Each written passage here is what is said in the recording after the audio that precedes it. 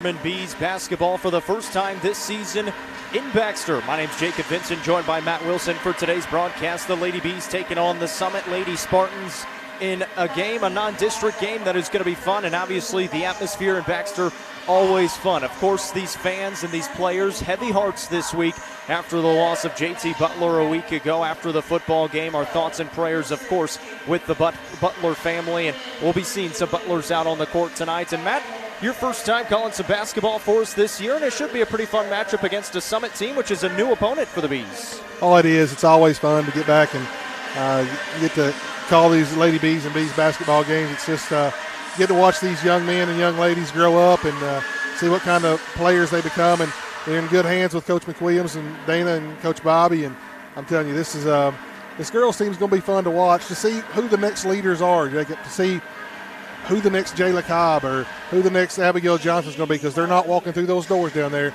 It's time for somebody to step up. And the Bees, we'll get to those in a few minutes, but they got some tough hands, because I think they only got 6 or 7 guys that they can rely on right now because football. So one thing that is apparent for this Lady Bees team is the defense is still stifling as ever, only allowing 32 points to opponents through the first 3 games of the season.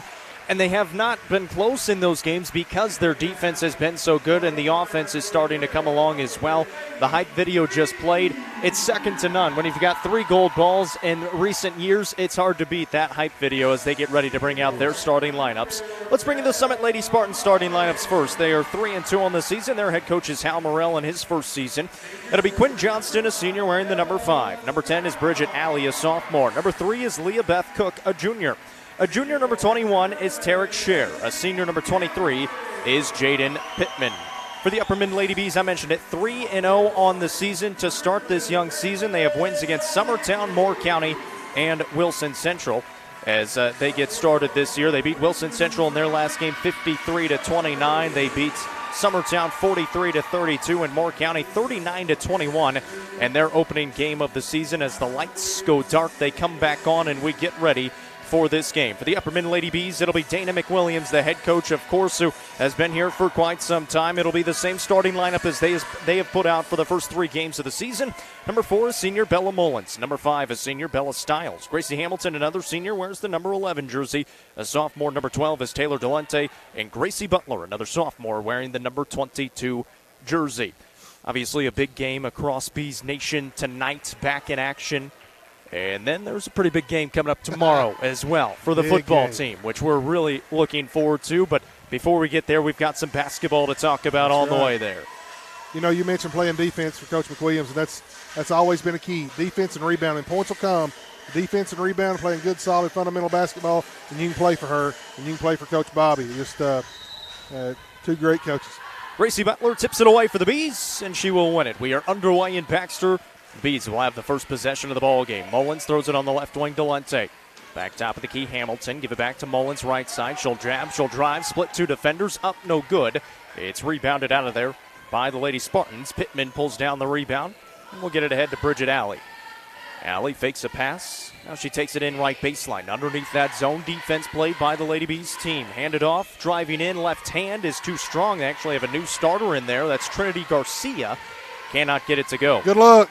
Mullins at the other end, blocked from behind, but a foul is called on Garcia, and Mullins will be at the Sonia Brown with American Way Real Estate free throw line. Great box out down there by Gracie Butler, a little physical. She's a guard, probably a 2, really playing a 4 or 5 right there, and she come up with a good rebound, good outlet pass to Bella Mullins. Mullins takes the ball hard to the basket and goes up for 2. So Mullins will be at the line here, rattles home the first. That's the first point of the contest, makes it 1-0 here in the first. Upperman basketball brought to you by Nick's Restaurants. Mullins wearing that number 4 jersey, one of the seniors on the squad this year. And as Matt mentioned, looking for somebody to step up and lead these teams. They don't have Jayla Cobb. They don't have Abigail Johnson, who is going to step up and be not only the leader on the court, but the leader in scoring and in defense as well. Some full court pressure defense here from the Lady Bees, and the Spartans are able to get through it. 2-0 here in the early going. Good screen right there by 21. Pittman catches on the top of the key, looking around. Throw it to Garcia. Garcia dribbling with the right hand, lost it and got it back. We'll pull it back out a little bit beyond the perimeter. Pittman almost stolen away by Stiles. She's had a good start to her season. Garcia drives in, comes to a stop, turns around. Nothing coming of it. And this is something we'll see a lot from this Lady Bees team, is very long possessions from the other offense if they take care of the basketball. There's a tie-up by Gracie Butler. A jump ball. It's going to stay with Summit on the far sideline. She's tough as a pine knot, number 22, Gracie Butler.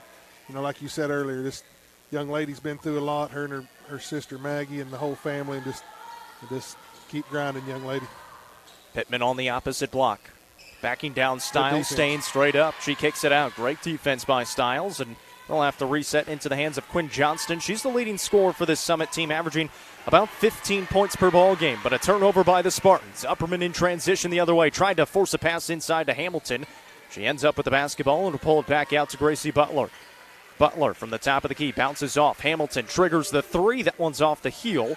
Long rebound high in the air, pulled down out of there by Pittman again. She's got a couple of rebounds on the defensive side of the ball. Allie will bring it across the timeline, set up the offense for the Spartans, who are 3-2 to start this young season. Another turnover, and the Bees back on offense. Styles, up it goes to Butler, lost it, trying to save it from going out of bounds.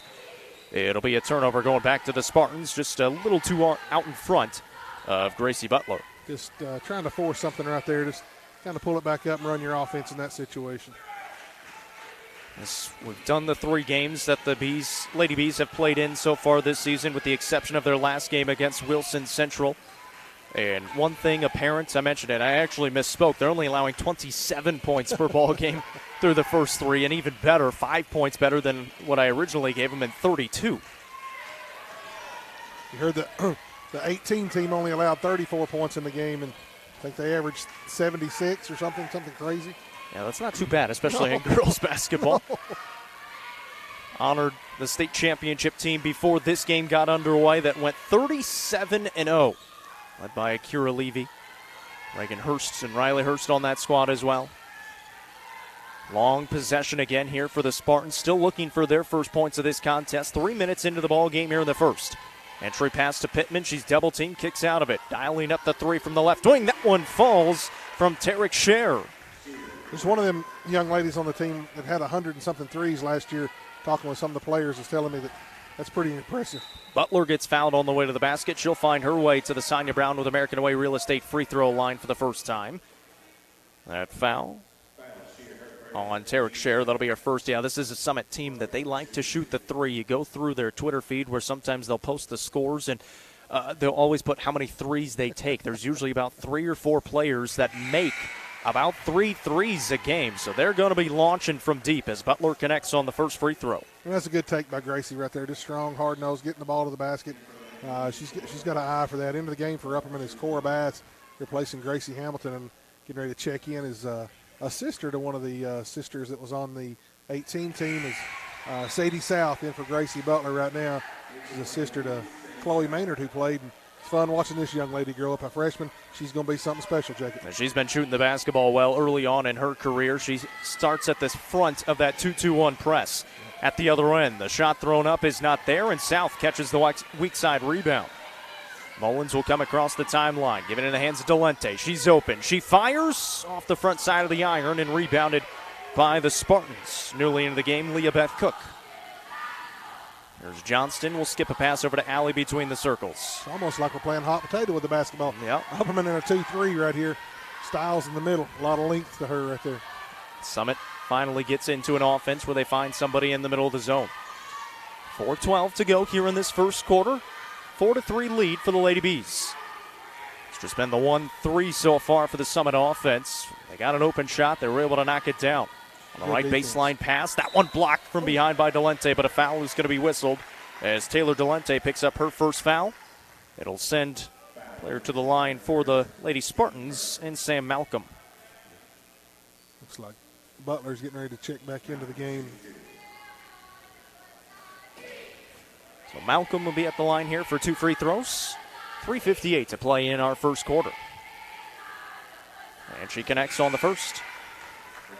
Butler checks back in for the Lady Bees. Bella Mullins will take a rest, and that's one thing we've seen from the Lady Bees as well. They've used about 3 or 4 players deep into their bench early on this season, still trying to establish what rotations they want to use. Obviously, before they get deeper and towards district play, which fortunately won't start until after the first of the year. Yep. As that one misses on the second attempt, it remains 4-4. 3:53 to play here in our first quarter. Bass, top of the key, finds Delente. Into the corner, Styles has an open lane, takes the right-handed floater, can't get it to fall. The offense a little bit slow early on here for the Bees. Defensively, though, they still look pretty good. Gonna slow them up again with that 2-3 zone. As Johnson catches on the wing. I'd like to see Bella take one more dribble and get a little closer on that shot right there, John. Had a little bit of space. Yeah. She's got the size over pretty much everybody on the court as well. Allie now on the right wing with the basketball for Summit. Johnston thought about it for a second. Will throw to Garcia. Now they get it in the middle. Kick it out, stolen away. Delente out in front for the Lady Bees, being tracked down by Allie. Shot fake, goes up, lays it in from the left side. Yeah, good. I thought she traveled, but good possession right there. Our first field goal of the game for the Lady Bees. It makes it 6-4. 3 minutes to go in the first. Some trouble in the backcourt and stolen, but a jump ball that will belong to the Lady Bees. Cora Bass getting in there for the tie-up, and the Bees will come up with the basketball. Ella Harrell checking in for the first time. And another one of those bench players that comes in and just gives good minutes, specifically defensively, but she can score the basketball as well when she gets into some space. Left-handed, too. Yeah. And likes to go left a lot. So the Bees back with the basketball after the tie-up. Butler catches on the wing, looks inside, over the top, great pass, and there is Harrell's left hand, but it's a little too strong. And back the other way for Summit. Good entry pass right there by Gracie as well. Johnston puts it on the deck. Good transition defense to slow it up, and now they'll have to get back in their set offense. Garcia catches on the right side, gets a screen, goes around it. The floater from 15 feet, way too strong. Bass has the rebound for the Lady Bees going the other way. She'll slow it up and let her teammates get in front of her. Find Delente on the left wing. Back out to Butler. Gracie surveys the defense. And we'll throw it off to Cora Bass. Man-to-man look here for Summit on defense. Harrell catches. Butler around the screen, takes it to the basket. The right hand, she is fouled. She'll be at the Sonia Brown with American Way Real Estate free throw line again, where she already knocked down 2 free throws. Way to take the ball to the basket right there. Just a little coming off the screen there at the top. She got the ball to the basket. She's going to go hard every time she goes, that's for sure. So Butler will be at the line here for 2 free throws. Third team foul here in the first quarter for the Lady Spartans. The first one from Butler is good for the sophomore. In the game for Upperman's, Hamilton and Mullins replacing South and Bass. Looks like that might be a rotation right there. 2 minutes, something. 3 minutes. And Styles heading back to the scorer's table as well. Butler, second free throw on the way. That one rattles home. She is 4 of 4 to start this game. Styles will check in for Butler, and we've seen her come out a couple of times now too. That's good. You know, you kind of keep everybody fresh, everybody going. Just, she got 7 in a rotation. That's good. Especially with the type of defense that they play. They're throwing all kinds of energy out there. Yes, they are. It's 8-4, Lady Bees on top. Almost another turnover. Good hands by Hamilton, still loose. Good hustle. Finally picked up by the Spartans. Johnston has it. It's a clap of the hands from Coach McWilliams on the sideline. 1:41 to play in this first quarter. Spartans catch on the elbow. Kick it out to Johnston. She fakes and goes right. New player in there for Summit is Ava Kroll. Kroll did not get the start today. It's deep. It misses a little bit deep as well. Will sail out of bounds, and the Bees will come up with the basketball again. Yeah, Coach McWilliams will let that shot all day. You know, that's almost at the U, and that's just good defense right there. That's about all Summit's going to have in this ball game. They're not going to be able to get it inside that 2-3 zone, No. so they will take that. 1:19 to play here in the first. Bees back with the basketball as Mullins comes across the timeline. Mullins looking at the teeth of the defense, throws to Hamilton, looking inside. Good pass over the top. Harrell cannot handle, just a little too high. It goes out of bounds, and it'll be Summit basketball again. Entry pass just a little too high right there. And got to get that where Ella can just got to be soft. Almost picked off by Delente. Now some numbers for Summit if they hurry. Kick in the corner. It's a good pass. Johnston fires the 3. It's off. Long rebound out of bounds. Is going to stay with the Spartans underneath with 53 seconds to go here in the first. Into the game now, Sadie South or Ella Harold. A lot of guards on the floor. And I guess Bella Styles is being the 5 right here, and then her and Ella's rotating back and forth right there. Yeah, Styles at the bottom of that 2-3 zone right in the middle. They set a screen on the backside of it. Johnston drives defense, in, throws Bella. it up, and Styles stays straight up. Back the other way for the Bees. Mullins hands it off. Hamilton. Oh, she had a trailer right there. Yeah, she did. She had Delente coming down the other side. Couldn't find her. Now Delente catches. Oh. South. Go She'll in. dial Go it in. up. Can't get it to fall. Rebound, though, picked up by Hamilton. Delente thought about it again. Finds an open Mullins. She'll take it in. Kick out Hamilton. Now Delente. She triggers again. Bang. That time she hits. It's a Sonia Brown with American Way Real Estate 3 for Taylor Delente. Nice shot right there. Nice ball movement by the Lady Bees as well. 11-4 and a steal with 10 seconds to go in the first. Mullins. Hamilton to the basket. That one's too strong. Rebound by Summit with 3 seconds. They got to hurry. 1 second. And they do not get it off in time. I believe they were going to count that, but they do not get it off in time. And our first quarter comes to a close. 11-4 at the end of one. The Lady Bees on top. You're watching Upperman Basketball presented by Nick's Restaurant on the Frontier Chevy UCR Media Network. Frontier Chevrolet is under new management with a community focus and a huge selection of new and pre-owned vehicles, including the 2023 Chevy Silverado and Chevy Equinox. Frontier Chevrolet should be your first stop. Call Frontier Chevrolet today at 931-823-1255 or visit them online at caseyschevy.com today. Frontier Chevrolet is proud to sponsor this broadcast on the UCR Media Network. From the sports field to the hunting field, our friends at Hall Sports and Outdoors can outfit anyone. Located in the heart of Jamestown at 207 South Main Street, Hall Sports and Outdoors carries everything from kayaks, fishing gear, and camo to guns and ammo. With top brands such as Columbia, Timberland, Under Armour, Asics, and much more, nobody can top their selection. Need some custom gear for your team? They also offer uniforms, gear, and custom embroidery. Stop by and see them at 207 South Main Street in Jamestown. Hall Sports and Outdoors, proud sponsor of this broadcast on the UCR Media Network. Welcome back in Baxter as we get you ready for quarter number 2 between the Bees and the Spartans. Appreciate you tuning in for some Upperman basketball right here on UCR. My name's Jacob Vincent, joined by Matt Wilson. Petey in the comments saying, the great Matt Wilson on color.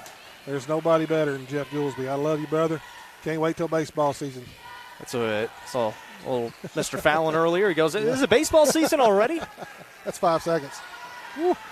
It's a turnover. It's going to be thrown into the backcourt anyways. Oh, they say it's deflected. Okay. Bees didn't think it was deflected. So Garcia will take it the other way, all the way to the basket, and lays it up and in. Yeah, Coach McWilliams not going to be happy about that. You got to stop the basketball right there. Bees back with it. They lead it 11-6 now, just into the second quarter. Gracie Butler back out there on the court here in the second. Throw it to Mullins on the right wing. Skip a pass over to Delente over the screen. Fires the three again and connects. Another Sonia Brown with American Way Real Estate 3. Great shot right there by Taylor Delente. She gets her feet set. You can just count it. Great shooter, and now her sophomore season expected to take another big step. There's a foul going the other way on Summit on the screen down low. I believe 22. Yep, they're going to get Sam Malcolm. That is her first. It's the team's first here in the second quarter. Appreciate you tuning in right here on UCR. Let us know where you're watching from, who you're cheering for between the Bees and the Spartans. Most importantly, give us a thumbs up, give us a share as well. Here's Delente firing another three. That time it misses a little bit to the right. A little quick. Didn't really get her feet set right there. Just maybe a heat check, I guess, right there, Jacob. At the other end, Spartans with the basketball, only 6 points to show for, but they're going to fire another three to change that. They do from the right wing as that one falls for Crawl, I beg your pardon, Ava Crawl for her first points of the ball game. So they'll go about 8 deep into their bench as well. At the other end, Butler to the basket again. She is going to be fouled again and be at the line again for 2 shots. It feels like she can just get her, she's going to go for her own bucket right there and just make her That's invaluable. Like to see that aggressiveness. Sadie South is going to come in. They actually called it on the floor, so it will stay on the baseline. Inbound Butler down low. Kick out South. She's open. She fires off the back of the iron. Long rebound. Styles trying to track it down, and it's picked up by Crawl for the Spartans. It almost was a travel. Instead, it turns into a foul on Bella Styles. That'll be her first. For the game, Ava Mae Allen for Cora Bass. So now she's got 9 deep. This is one of the deep, and I know she's doing that and getting some rotation right here, but I've seen her play, just 6 and 7 before. This is really good. Yeah, one of the deeper teams, at least to start the season. She's gone 4 deep into her bench. And we've seen that through the first 3 games of the season so far. Trying to find some of those rotations. They only lead by 5 right now against the Lady Spartans team that's 3-2 on the year. Garcia driving in. Ooh, a blocking foul on Bella Mullins. She didn't agree. I don't know. It looked pretty good guarding position to me. Pretty good defense right there by Bella. Just kind of got caught in I think he might have anticipated something right there. Mullins picks up her first. It's the team's second here in the quarter. 5:49 to go in the first half. Allie zips a pass on the right side. Garcia into the corner. Garcia looking around. She's trapped. Tough defense right there. Looking around. Close to 5 seconds. Instead, it's stolen away by Bella Mullins. The key right there was Ava May getting in there and mixing it up with her and just bellied up to her, and that was and then she turned it over. Allen lost it, and it's back the other way. Up to Garcia. She catches on the right wing. Poked from behind by Allen. Picked up by Garcia again.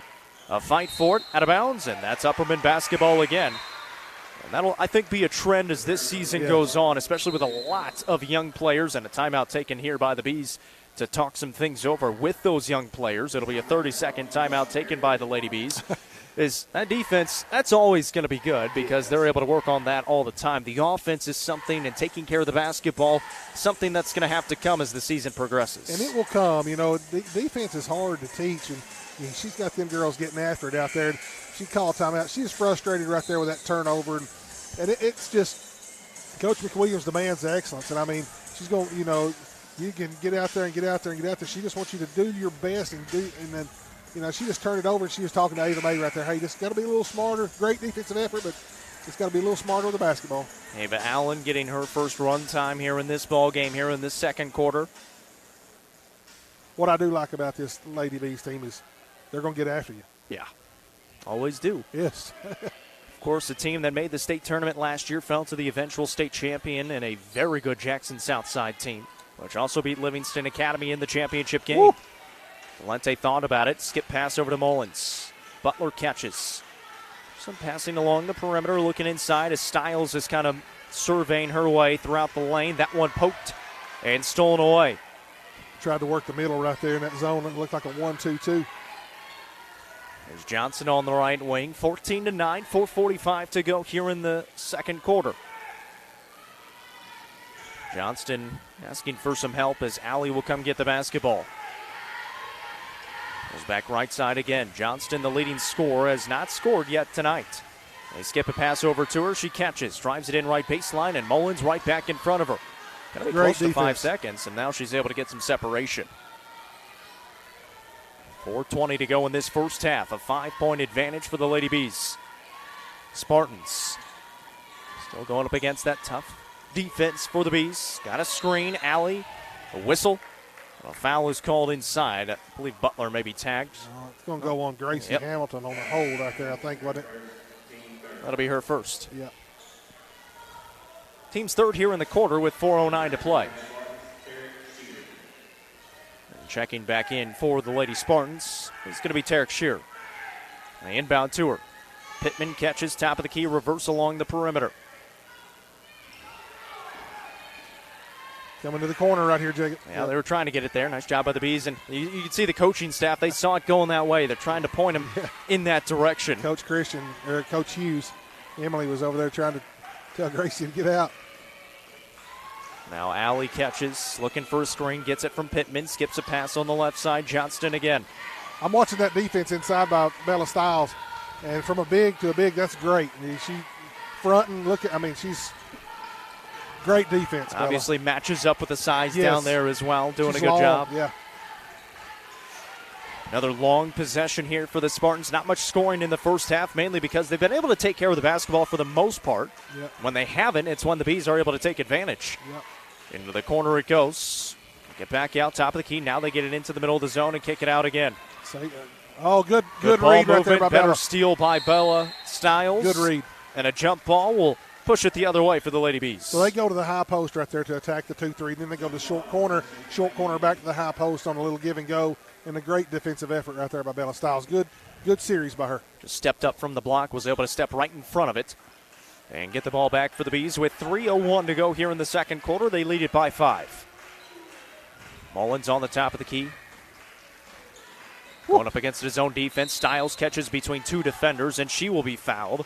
It'll either be Pittman or Cher. I believe they got Pittman with it.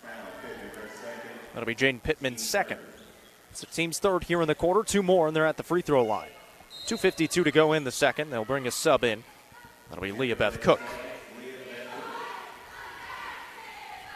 Coach Hal Morrell in his first season has been the coach at Forest for the last 2 years. Delente catches the inbounds and hits another Sonia Brown with American Way Real Estate three. What's that, three right now? Three of them in the first half. That's right. Gets them feet set. She's got 11 of the 17 for the Bees. It's 17-9 at the other end. Baseline pass stopped by the Bees. Back the other way. No. Mullins Back kicks out Stiles. Stiles puts it inside with the right hand and got it to go. Good take right there. I was thinking she's going to kick back out, skip pass over to Delente, but good take. Good transition offense again for the Bees. They now lead by double digits with 2:12 to go in the first half. Allie into the front court. Now into the high post. Turnaround jumper coming from Cook. That one's too strong and rebounded by Delente. He's back with it, looking to add on some more. Butler, top of the key, hands it off. Hamilton. Butler again, thought about the three for a second. Delente, she will fire the three. That one a little bit deep. Stiles, though, fighting for the rebound in among four different Spartans. Couldn't come up with it, but you love the effort. 1:40 to go in the first half. Spartans back with the basketball. Get it into the free throw line, kick it right back out to Johnston with 90 seconds to play in this first half. I think they're okay giving that ball up to number 3 on the high post right there. Yeah, especially after that last jump shot, a little bit strong from him. Yep. Johnston, she's the one that they don't want to let get going. Again, she averages 16 points a game, has not scored yet tonight. Yeah, they're okay giving that up. Yeah, they're just leaving her there at the free throw line. She's just a facilitator at this point. That's it. And she will fire it away. That time it misses again. Rebound picked up by Cook again. Allie thought about it, puts it on the deck, kicks it out. On the left wing to Crawl. There's Cook again, throws in the corner. Johnston got loose, missed it, and Stiles has the rebound. Quickly ahead to Hamilton, 2-on-1 if she hurries. She'll slow it up, penetrate again, goes right past her defender but cannot get the finish, and it's rebounded by the Spartans with 40 seconds to go in the first half. A really good hesitation play right there to act like she's going back. Just got to finish that, Gracie. On the right wing, back tap of the key. Spartans going to try to buy some time here with 30 seconds to go in the first half, trailing by 10. Very good scouting by the Lady Bees just to give her that 10-footer if she wants it. Top of the key three from Allie. That one misses, and now it's a chance for the Bees with 17 seconds to go. Butler past everybody all the way to the basket, puts it up and in with the right hand. Yep. She had it in her eye. When she got it, she was gone, Jacob. 6 points in the first half for the sophomore. It's 21-9. Almost a steal. It is stolen, but a foul is called as Hamilton threw it straight into the face of Bella Mullins. Ooh. I believe they're going to get Bella with the foul. It is the case. That'll be Mullins' second foul. A couple subs come in. Cora Bass, Avery in South, Sadie South. Only 2 of them come out, yeah. Butler and Mullins will come out with 3.5 seconds to go. They got to go the full length of the court. They inbounds. Kick it to Johnston from half court. Fires it away. That one is partially blocked. And we head to halftime. The Bees enjoying a 21-9 lead at the break. Great defense, and the offense started to turn it on late. 21-9 at halftime. Coming up after this break, we'll have the Happy Hiller halftime show. We'll break down this. We'll bring you some scores from around the area as well. You're watching Upperman Basketball, presented by Nick's Restaurant on the Frontier Chevy UCR Media Network. This new construction open split bedroom plan in the Honeybrook subdivision has 1,560 square feet, 3 bedrooms, 2 baths, and features a tankless water heater, natural gas heat, and central air. Best of all, the owner is offering $10,000 credit at closing, which you can use for closing costs, a 2-1 buydown, or price reduction. For more information, call Sonia Brown Real Estate at 931-979-7145. Sonia Brown Real Estate is proud to sponsor this broadcast on the UCR Media Network. Steel Technologies has been part of the Rutherford County community for over 35 years. Their plants in Murfreesboro and Smyrna include over 150 teammates who process coils, metal sheets, and blanks for customers across North America. Steel Tech's Smyrna and Murfreesboro plants are expanding, and they need teammates to join their team. With openings including machine and forklift operators, truck drivers, and more, they have the position for you with competitive wages and monthly bonus opportunities. For more information and to apply online, scan the QR code on your screen now. Steel Tech is a proud sponsor of this broadcast on the UCR Media Network. Steel Tech. Faith, family, Steel Tech. Fire and Vine in Cookeville is the Upper Cumberland's home for delicious Chicago-style pizza, beef, chicken, fish, and more. Located in Cookeville's historic downtown district, Fire and Vine's food and atmosphere will keep you coming back for more. Take in stunning views with creative food and drinks on the rooftop. Fire and Vine is also home to the UCR Coaches Show on Tuesday nights. Fire and Vine is a proud sponsor of this broadcast on the UCR Media Network. The Crossroads Auction Group are the Upper Cumberland's auction experts. As a full-service auction company, they take your stress away every step of the way. Servicing the entire Upper Cumberland, the Crossroads Auction Group gets your property ready from cleanup, setup, picture-taking, up to the auction and beyond. They handle all auctions from estates, residential, farms, land, commercial, and everything else. For more information, visit crossroadsauctiongroup.com or call 931-644-7149 today. The Crossroads Auction Group are proud sponsors of this broadcast on the UCR Media Network.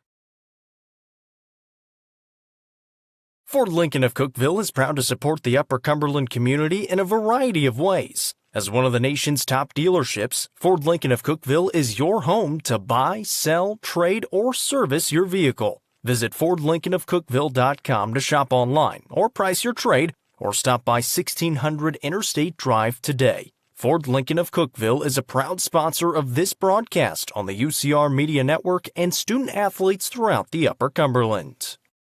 My name is Lolly, and I'm a franchisee with Domino's. Growing up, I always loved Domino's, but I never imagined I'd own my own store.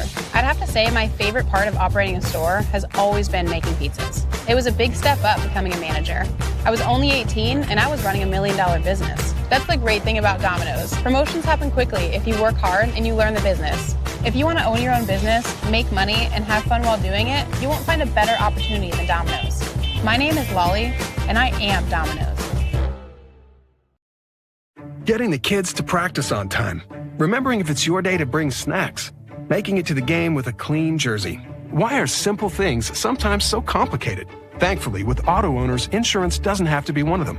Auto Owners works with independent agents who answer when you call, so you can worry about more important things, like whether your kid is going to run toward first or third base. That's simple human sense. Visit swallowsinsurance.com or call us today, 931-526-4025. Protecting your future. It's what we do. Frontier Chevrolet is under new management with a community focus and a huge selection of new and pre-owned vehicles, including the 2023 Chevy Silverado and Chevy Equinox. Frontier Chevrolet should be your first stop. Call Frontier Chevrolet today at 931-823-1255 or visit them online at Casey'sChevy.com today. Frontier Chevrolet is proud to sponsor this broadcast on the UCR Media Network. From the sports field to the hunting field, our friends at Hall Sports and Outdoors can outfit anyone. Located in the heart of Jamestown at 207 South Main Street, Hall Sports and Outdoors carries everything from kayaks, fishing gear, and camo to guns and ammo. With top brands such as Columbia, Timberland, Under Armour, Asics, and much more, nobody can top their selection. Need some custom gear for your team? They also offer uniforms, gear, and custom embroidery. Stop by and see them at 207 South Main Street in Jamestown. Hall Sports and Outdoors, proud sponsor of this broadcast on the UCR Media Network. Welcome back at halftime. It's the Happy Hiller halftime show. Our halftime score 21-9, and about as well as it could have gone. It went for the Lady Bees, and it looks almost exactly like the first three games have gone this season. Defensively, they look great. Offensively, they were able to get some things going late in that first half. They're able to use about 4 players deep into their bench. Can't ask for a whole lot better if you're the Bees. No, you can't. This tenacious defense, they get after you from the word go. And that 2-3 right there, Jacob, that kind of neutralizes any kind of size differential if you can match it up, kind of eliminate some things in the middle, and kind of just says, hey, if you're going to beat me, you're going to have to shoot it from outside. and we're going to match up out there as well, not give you a lot of open looks. Got to be a lot of catch and shoots, and just at this time, not a lot of them are executing at that pace. 4 Spartans scored in the first half on 4 field goals, and that's their only scoring right now. They only have 4 field goals in the first half. They have 1 free throw for the 9 points. They were led by Ava Kroll off the bench with 3 points. Tarek Scher also hit a 3. 2 points for Trinity Garcia and 1 for Sam Malcolm. For the Upperman Lady Bees, a little more balanced, 4 different players, but all of them more than just 1 field goal, almost all of them. Taylor Delente leads the way, 11 points. She hit 3 threes in the first half. 6 points for Gracie Butler. She was 4-4 from the free throw line. 2 points for Bella Stiles and 2 points for Bella Mullins as well. She was 2 of 2 from the free throw line. As we look around for some scores from basketball around the state of Tennessee, obviously some football going on today as well. Not too many scores in terms of Upper Cumberland teams right now. We'll try to keep you updated as those go on throughout the broadcast, but there's a pretty big football game coming up tomorrow as well. Huge. We'll be down there. I know you'll be down there. You'll be in the stands watching it. We'll be up in the comfortable press box, fortunately. Yeah. Unfortunately, they won't let me be on the chains in this game. Yeah, I don't know if that would be good for Pearl Cone, but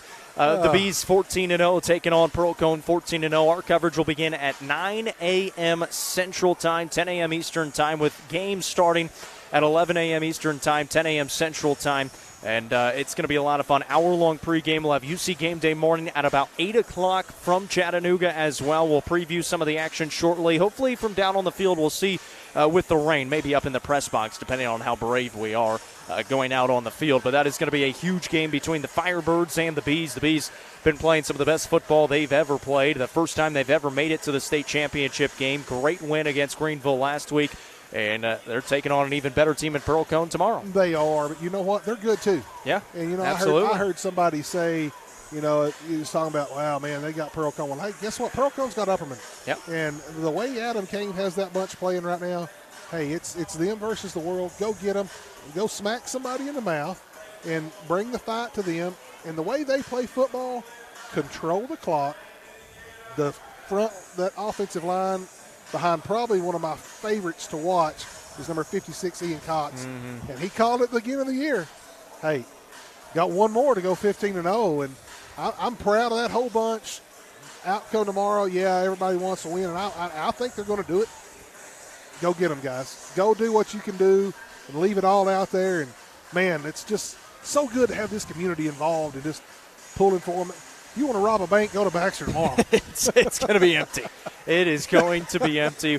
We'll be down there. The whole UCR crew is going to be down there. Pretty much all of Baxter is going to be down there cheering on the Bees. Definitely go down to Chattanooga if you can. If you can't, we'll keep you covered, and you can listen to an audio-only broadcast starting at 10 a.m., 9 a.m. pregame Central Time, 10 a.m. Central Time for the game. You can watch it, and then you can sync up our audio as well. That way you can see it, and you can also listen to us, and we'll bring you all the action live. We got the second half. We'll just keep it right here. That's right. Hey, I got something. I'm sitting here looking at this shirt this young man's wearing, and it's awesome. It says, "Dear person behind me, the world is a better place with you in it."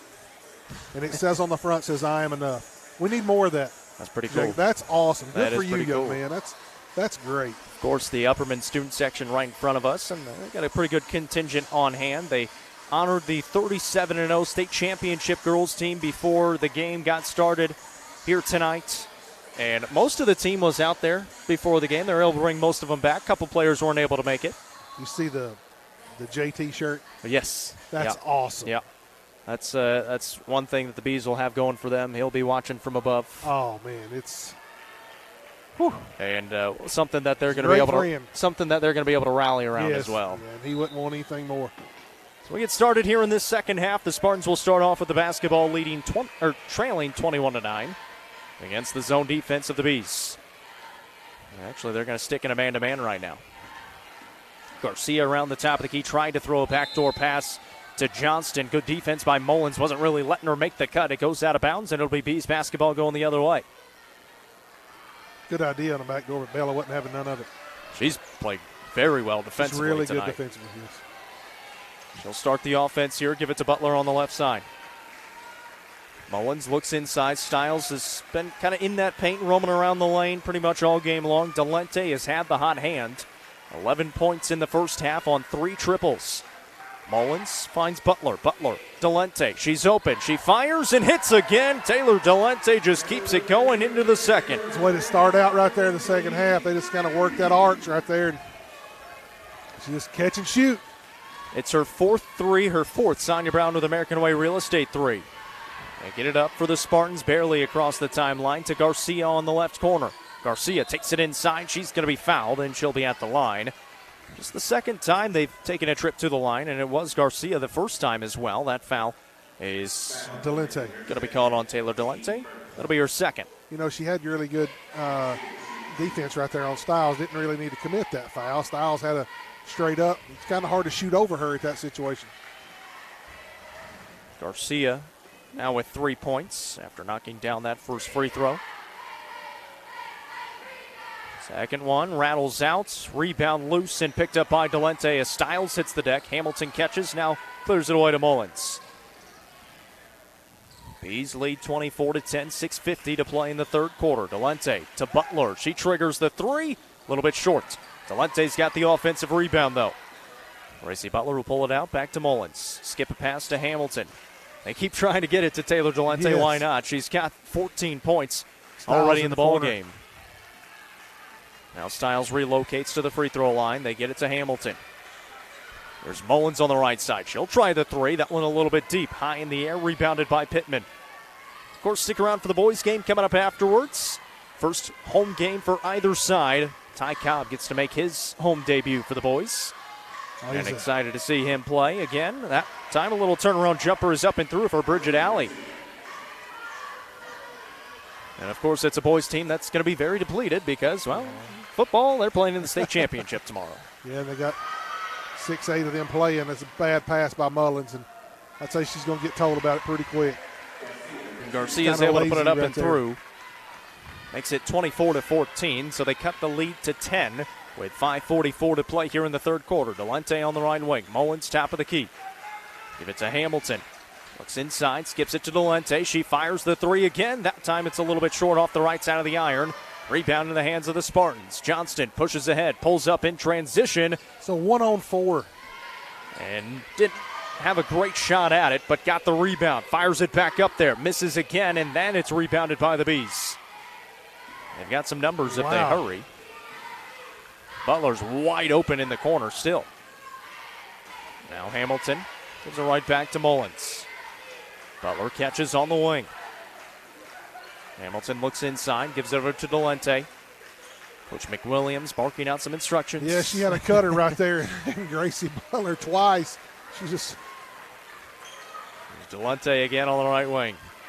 Hamilton inside. Butler, good pass. Butler catches, tries to establish, kicks out. Hamilton dials up the triple.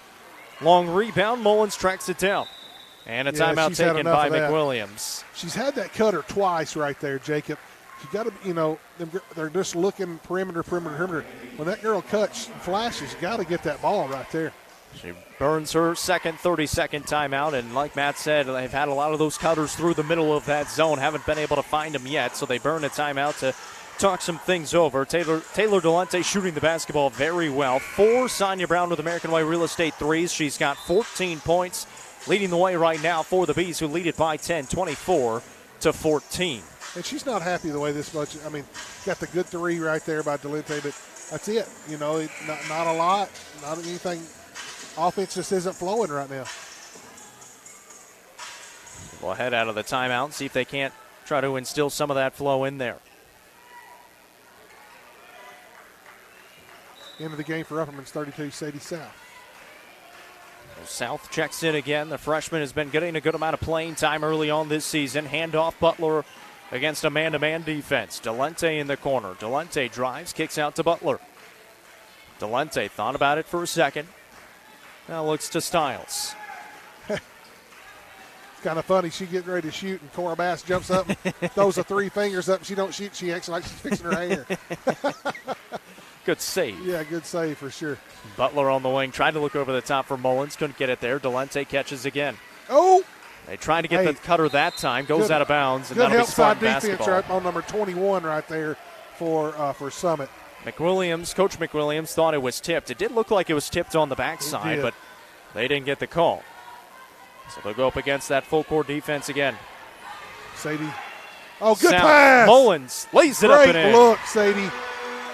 Very nice pass right there. Good vision. Great job by the freshman.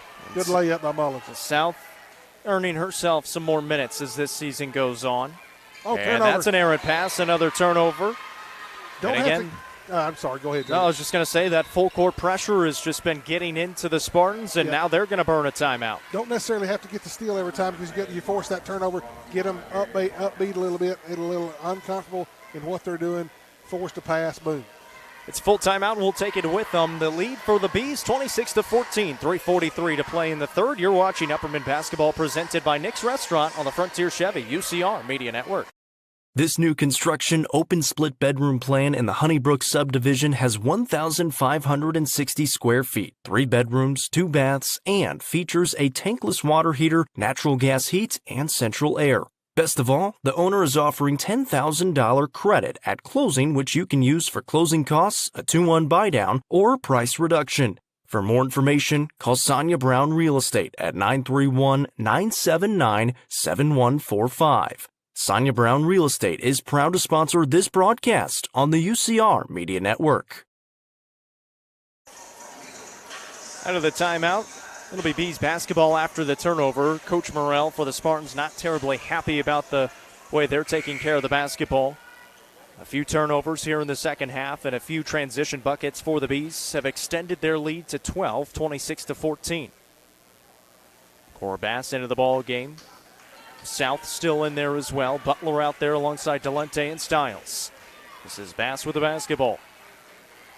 They'll set up the offense. Right side, Delente. Stiles kick it right back out. Oh, she had her. You can see Coach McWilliams kind of threw her hands up in the air. They'll reset it and try it again. Now Stiles catches. Delente after the slip out. Bass all around the bottom of the baseline. Oh, cut her. Top. Oh, mercy, mercy, mercy. And they had Stiles go to the basket. Yes. Couldn't quite find her. Butler to Bass. Kick out. Delente. Shoot it, Sadie. Bass will try it. That's She deep. fires it a little bit deep. Long rebound, though, picked up by Delente, and the Bees still with it. Butler will trigger the three. That one's good. Bottom. Great shot, Gracie. Gracie Butler's first Sonia Brown with American Way Real Estate three. Almost another steal. Could have been a foul as well. Instead, it's all the way up the court. Alley at the basket. Misses badly. Rebound on the ground. Butler fighting for it. Dives on top of Pittman. A jump ball is called. She did everything she could to tie up that basketball. Oh, that girl's so tough. She's, I love it right there. She goes to get up. That girl offers her hand to get her up. She's like, get yourself up. It will be Bees tough. basketball. Oh, look. They've got Delente wide open ahead. Finally get it to her.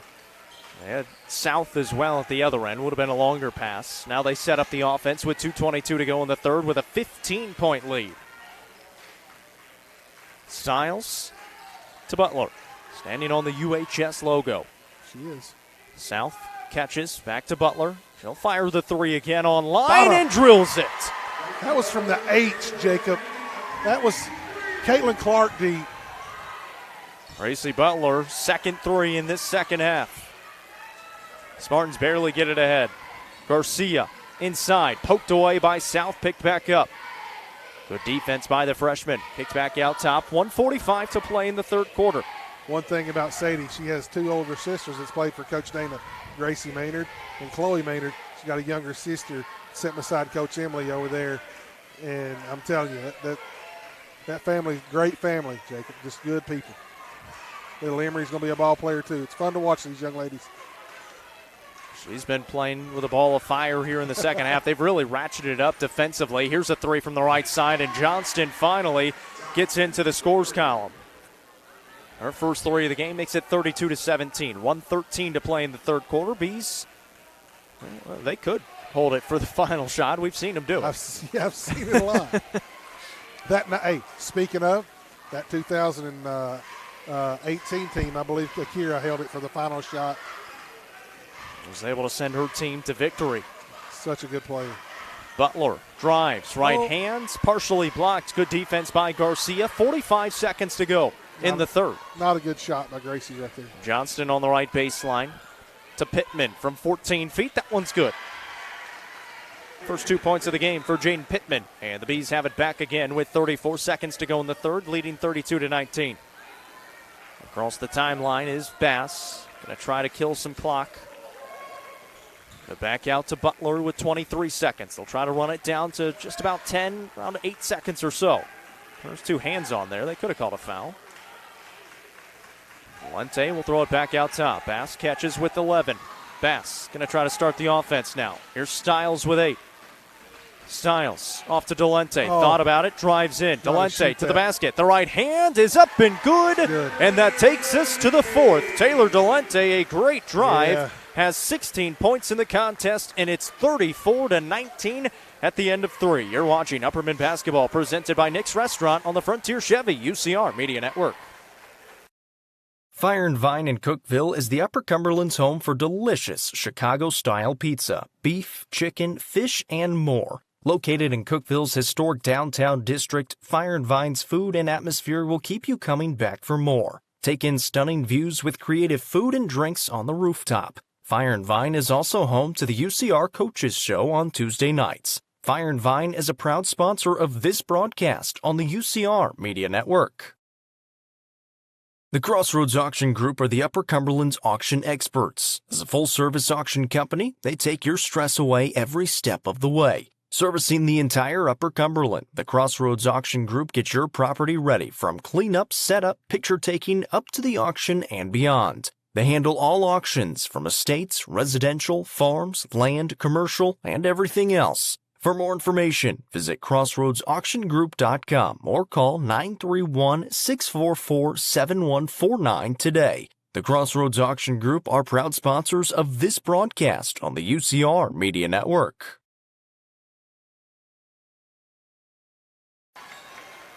Back here in Baxter, Bees start out with the basketball after a turnover here in the fourth quarter. We're able to get a steal. Here's Allen back into the ball game on the right corner. 34-19, they lead it. Allen will pull it back out near half court to set up an offense. Right there before the third quarter when she run the play for Taylor. Taylor come off of that screen. Coach McWilliams wasn't happy. I know she's okay with scoring the point, but she didn't run the play that was designed just for her. There's a pass down low to Harrell. Couldn't quite handle it. Was poked from behind as well, and she's still looking for her first points tonight. They've thrown it over the top a couple of times. She's had one good pass, wasn't able to make the shot. After that, it's been a couple of passes that have been a little hard to handle. Yeah, she got to catch that right there. Now some full court pressure again. They're going to be close to the 10 seconds. Finally get it across. Now Pittman in the middle. Lost it, and they're going to call a foul. It's a foul on Delente. Taylor Delente reaching in. Her third. I believe that's her third. I got her at 3. Okay. Yep, that'll be her third foul. Harrell will come out as Hamilton checks back in. 7:15 to go here in the ball game. Bees looking to start the season 4-0. Summit 3-2 on the season right now. They've got wins against Riverdale, Siegel, and Fairview. Winners of 2 in a row. On the right wing against that zone defense. Good seal down low and a good shot up and in for the Spartans. That's a great entry-level pass. Great post by 23. Bella did all she could do right there. I mean, that was just picture perfect. Sam Malcolm down there with her first field goal of the ball game. She's got 3 points. Here's Stiles in the corner now. 6:40 remaining in the ball game. Allen takes it right baseline. Hands it off to Delente. Taylor Delente back with the basketball again. Into Mullins. Very patient offense are the Bees. Mullins inside is going to be fouled, and she'll be at the Sonia Brown with American Way Real Estate free throw line. They're going to get Sam Malcolm with the foul. That'll be her second. Good take right there by Bella. Found the girl was on her hip. She just let her stay right there. Kind of the emerging as the point guard for this team this season as a senior. And, of course, Gracie Butler will be in that role quite a bit this season as well. Mullins misses on the first. But with the absence of Jayla Cobb from a year ago, who is in attendance tonight, they need somebody to run that point, and Mullins has kind of taken the duties here early on this season. Knocks down the second free throw, makes it 35-21. Almost a steal by Delente. She comes up with it. She's got an open lane and lays it up and in with the right hand. 18 of them for Taylor Delente. She's playing really good tonight, Jacob. And she's doing it on both sides. Yep. They've gotten a lot of turnovers here in the backcourt. They throw it ahead. It's another turnover. Allen picks up the steal. Push it. Look. Ahead to Hamilton. Slows it up. Back to Allen. Hamilton catches. Has some open hardwood. Move. Nice move, but can't get the finish. Little Euro step action for Hamilton. Back the other way, Garcia. Good bounce pass to Pittman, but she's blocked. Gets the basketball. Allen gets in there, and somehow Pittman gets it outside. Good block by Bella Stiles right there. Good defense not to allow any easy baskets. Get up there in transition. Spartans still with it. Here's Malcolm at the top of the key. In the corner to Garcia. Brings it around to the basket. Throws it up and got the finish. Got the foul. She'll be at the line for one. Stiles took a hard shot. I believe she's going to be tagged with a foul, and she is. She took a knee to the thigh right there. So good take by Garcia. She's got 7 points now. A chance to tack on one more as Butler and South check back into the game. So it'll be Butler, South, Delente, Mullins, and Allen on the court right now. One of the smaller lineups they can throw out there. Bring in Cora Bass, make it a little smaller. Free throw's good for Garcia. She laughed at me last year. I think I called her 5'6" or 7" or something like that, and she made fun of me. Mullins across the timeline, hands it off to Butler. Butler drives it in to the basket, throws it up, and she's going to be fouled. She's done that 3 or 4 times tonight, and it seems like she's at the line almost every single time. Every time right there. She can almost make her own basket. Sam Malcolm picks up her 3rd foul. It'll send Butler to the line for 2 free throws at the Sonia Brown with American Way Real Estate free throw line. Butler in her first game action back. Misses that one to the right. She's played well tonight. 12 points. She hit 2 threes back in the 3rd quarter.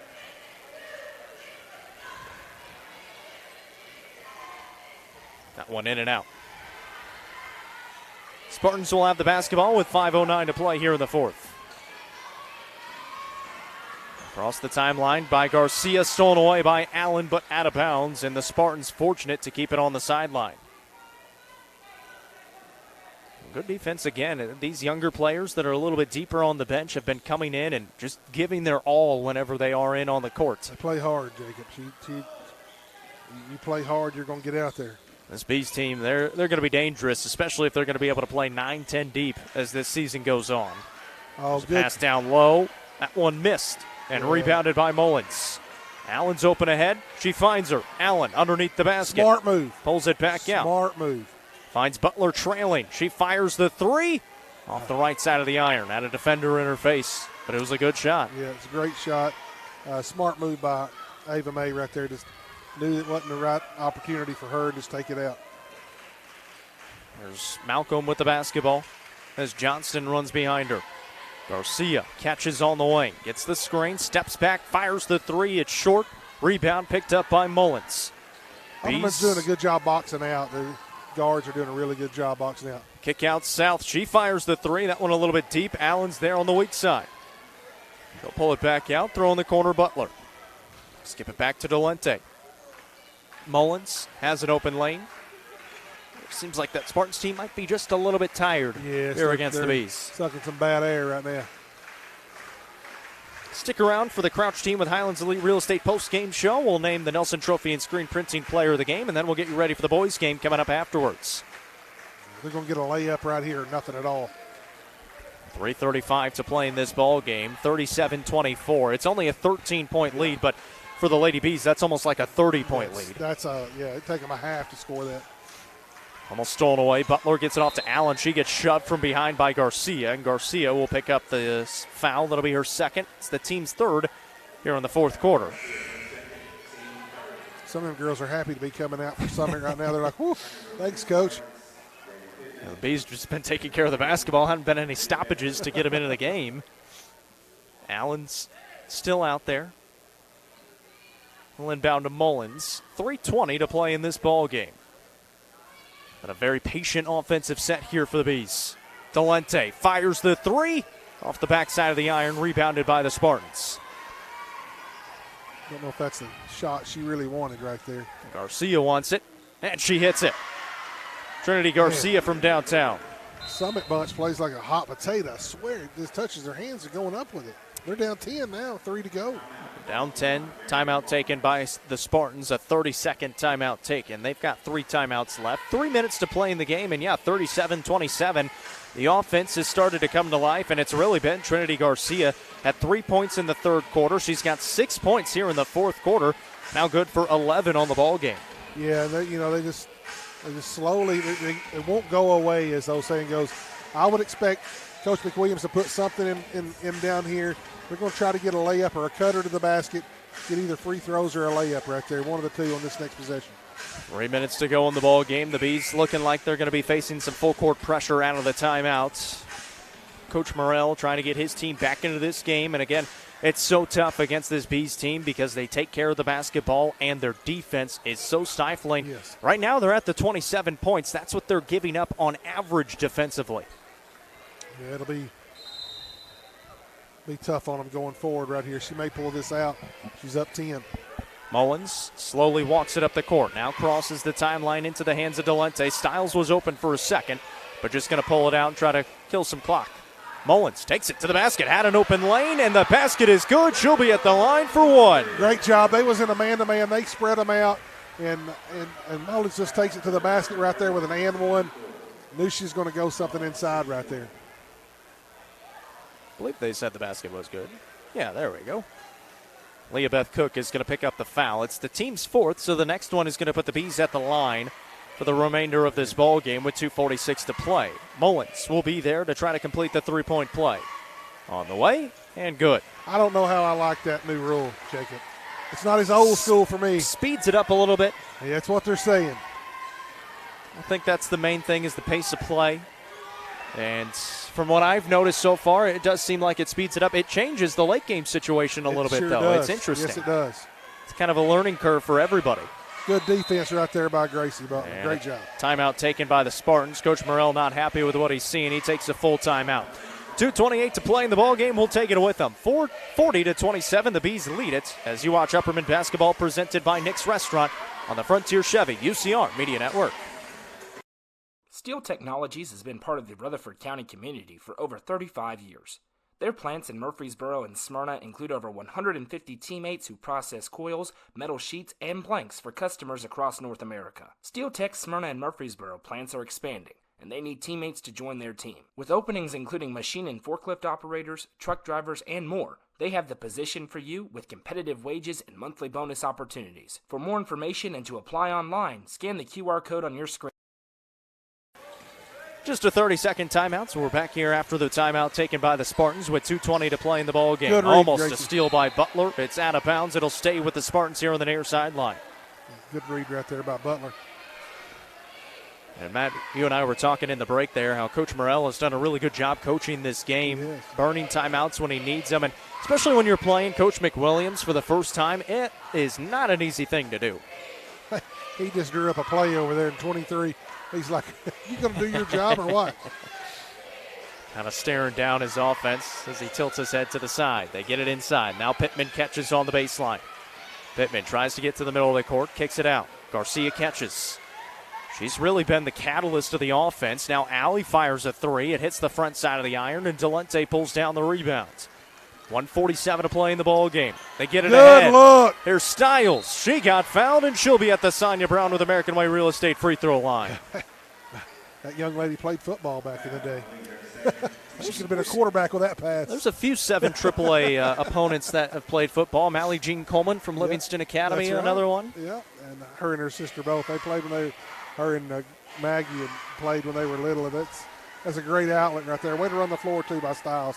Stiles knocks down the first. She's got 3 points tonight. It's kind of just been that stalwart inside on the bottom of the zone. Has done a great job. Second one. Love to watch a big be able to run the floor. It's tremendous.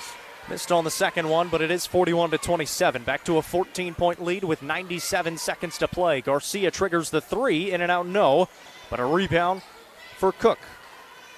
Allie, she'll take a deep one. Woo. That one is short. Delente pulls down the rebound, and a foul is going to be called, I believe, on Johnston down low. Johnston picks up her first. That is the team's fifth, so it's going to send Delente to the line for 2 free throws. Should be. Yep. There they go. They got it figured out. Hey, it's a learning curve for everybody. It is. You know, I saw earlier in a middle school game, they rung the bell, and it was like they went 5, and they was like, who's fifth foul, you know? And then they said, well, we're going to need to go with 2 fingers so we know it's 2 shots. Yep. So Delente will be at the line here for 2 free throws with 1:24 to play in the ball game. The first one is good. She has had a great night tonight. She has. 19 points, a chance to make it 20 with this second free throw from the Sonia Brown with American Way Real Estate free throw line. And she does just that. Great job by Taylor right there. That's hustle down here on the rebound. You know what? And a steal by her, almost. Poked it away and then picked up a foul. Picked up her 4th right there. Yeah.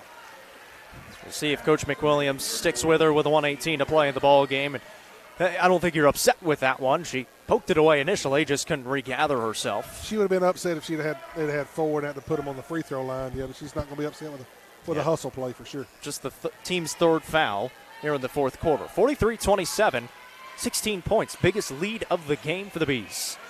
It was right after the Spartans got it down to 10. It's a 6-0 run for Upperman. Johnston triggers the 3. That one's deep, no good. Rebound, out of bounds. It's going to belong to the Spartans underneath with 1:02 to play. I'd like to know their percentage for behind the arc. Can't be great. No, it's not very good. But when you're down by 16, you kind of have to. Yeah. They get it to Johnston. Now Garcia. She looks around. Inside. This is Cook. Can't get it to fall. Butler's got the rebound. 50 seconds to play. 3-on-2. Styles, left side, can't get the finish. Butler reached in. Looked like she was trying to foul. Now she does pick up a foul. That was a really good look, Bella. Good look from Gracie to Bella. Corbass will come in for Gracie Butler. That is her first foul of the game. She's got to finish that, Bella. 45 seconds to play in the ball game. The boys waiting in the corners. That'll be a fun one as well. A Summit team that is 3-3 on the year. Inside, I beg your pardon, a Summit team that's 4-2 on the year. Lost their first 2 games of the year and then have won their last 4. A jump ball there. We'll give the basketball back to the Bees. Out of bounds. It's going to stay with Upperman. Garcia looked like she may have been hit. They're going to turn. Nope. I think they called it out on Bass. They do change it. So it's going to go to the Spartans underneath with 32 seconds to play. These don't have any fouls to play with, so the next one will put the Spartans at the line. That's the last thing you want to do. Good defense right there by Eva May. Now 20 seconds. Garcia dribbling around. To Cook. Skip pass. Alley fires the 3 and hits it with 10 seconds to play. And the Bees can just dribble it out. Yeah, that's it right there. Our final score tonight is going to be 43-30. The Bees remain undefeated on the season and move to 4-0. And a big win for the Lady Bees in their first home game of the season, as the Lady Bees improved to 4-0 and a good game overall. Defensively, offensively, found some good things in the second half as well. Taylor Delente almost had half of the team's points with 20 of them tonight. And really another good win for the Bees as they get ready to face Oakland next week on Tuesday. On Tuesday night be another tough competition right there. And, hey, good game by the Lady Bees. They're just trying to, still early in the year, trying to find their groove, get back into everything that needs to go. And, you know, tough night tonight, Jacob. We sit there and watched them right there at the end of that game. It's, you know, it's more to it in basketball, man. There really is. And saw a young lady right there holding her head. And, you know, that's just a tough situation. First game back since it's just tough. I have a beloved member of the community. Yep. Tough deal to play in a night like tonight, you know. Just keep her head held high. Just know that this community is for them for sure. Well, the Lady Bees got the job done as we welcome you into the Crouch team with Highlands Elite Real Estate post-game show. They win 43-30. We'll bring you through the scores, and then Matt will be able to pick the Nelson Trophy and Screen Printing Player of the Game for the Spartans. They were led by Trinity Garcia with 11 points. Bridget Alley had 5 points, 3 points apiece for Ava Kroll, Sam Malcolm, Tarek Scher, and Quinn Johnston. 2 points for Jaden Pittman. For the Upperman Lady Bees, had 4 different scores tonight, 2 in double figures. Taylor Delente had 20 points. She hit 4 threes in tonight's contest. Gracie Butler had 12 points. She hit 2 threes, 8 points for Bella Mullins, and 3 points for Bella Stiles. Matt, it's your turn to pick the Nelson Trophy and Screen Printing Player of the Game. Yeah, man, that's Taylor Delente played great. I mean, she led them all night and scoring and stuff, and I was going to stick right there with Taylor. She played a really good ball game. Good defensive effort by her as well. Just stepped up from behind the arc, and just proud of that young bunch right there. They're going to be tough. They're going to be tough, Jacob. I think the only senior on the floor, well, 2 of them, I guess, was 3. I'm sorry. Heck, I forget about Stiles. Yeah, they're still young, though, however you want to look at it. They played 9 players, and I think it'd be a good idea to give it to Taylor for sure. 20 points tonight for the player of the game, the Nelson Trophy and Screen Printing Player of the Game. Taylor Delente, as the Bees improve to 4-0 on the season. They'll get ready to host Oakland coming up on Tuesday. That'll be a big matchup for the Lady Bees to try to stay undefeated on the season. We'll take a break. When we come back, we'll get you ready for the boys' game coming up in just a little bit as the Upperman Bees, they look to get their 3rd win of the season in Ty Cobb's home appearance for the first time in his freshman season. You're watching Upperman Basketball presented by Nick's Restaurant on the Frontier Chevy UCR Media Network. Ford Lincoln of Cookeville is proud to support the Upper Cumberland community in a variety of ways. As one of the nation's top dealerships, Ford Lincoln of Cookeville is your home to buy, sell, trade, or service your vehicle. Visit FordLincolnofCookeville.com to shop online or price your trade, or stop by 1600 Interstate Drive today. Ford Lincoln of Cookeville is a proud sponsor of this broadcast on the UCR Media Network and student athletes throughout the Upper Cumberland. My name is Lamont, and I'm a delivery expert at Domino's. There's so many reasons to love driving for Domino's. The flexible hours, the training, the people, and of course the pizza. The best part of my job is really bringing a smile to a customer's face. I'm active duty military, and I deliver pizzas part-time for some extra money. Domino's has amazing career opportunities. My franchisee started as a driver and worked his way up to becoming an owner. At Domino's, I have the same opportunity. My name is Lamont, and I am Domino's. Loading the kids in the car, brokering peace in the back seat, mastering the snack handoff without even looking. Why are simple things sometimes so complicated? Thankfully, with auto owners, insurance doesn't have to be one of them. We work with independent agents who keep insurance simple, so you can worry about more important things, like figuring out what's growing in that cup holder. That's simple human sense. Visit swallowsinsurance.com or call us today, 931-526-4025. Protecting your future, it's what we do. Frontier Chevrolet is under new management with a community focus and a huge selection of new and pre-owned vehicles, including the 2023 Chevy Silverado and Chevy Equinox. Frontier Chevrolet should be your first stop. Call Frontier Chevrolet today at 931-823-1255 or visit them online at caseyschevy.com today. Frontier Chevrolet is proud to sponsor this broadcast on the UCR Media Network. From the sports field to the hunting field, our friends at Hall Sports and Outdoors can outfit anyone. Located in the heart of Jamestown at 207 South Main Street, Hall Sports and Outdoors carries everything from kayaks, fishing gear, and camo to guns and ammo. With top brands such as Columbia, Timberland, Under Armour, Asics, and much more, nobody can top their selection. Need some custom gear for your team? They also offer uniforms, gear, and custom embroidery. Stop by and see them at 207 South Main Street in Jamestown. Hall Sports and Outdoors, proud sponsor of this broadcast on the UCR Media Network.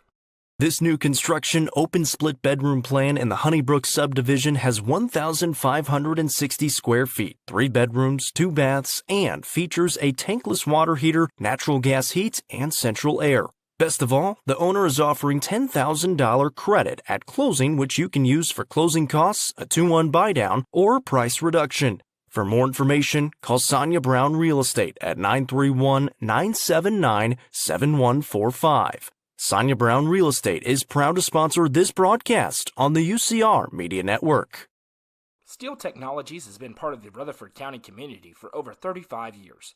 Their plants in Murfreesboro and Smyrna include over 150 teammates who process coils, metal sheets, and blanks for customers across North America. Steel Tech's Smyrna and Murfreesboro plants are expanding, and they need teammates to join their team. With openings including machine and forklift operators, truck drivers, and more, they have the position for you with competitive wages and monthly bonus opportunities. For more information and to apply online, scan the QR code on your screen now. Steel Tech is a proud sponsor of this broadcast on the UCR Media Network. Steel Tech. Faith, family, Steel Tech.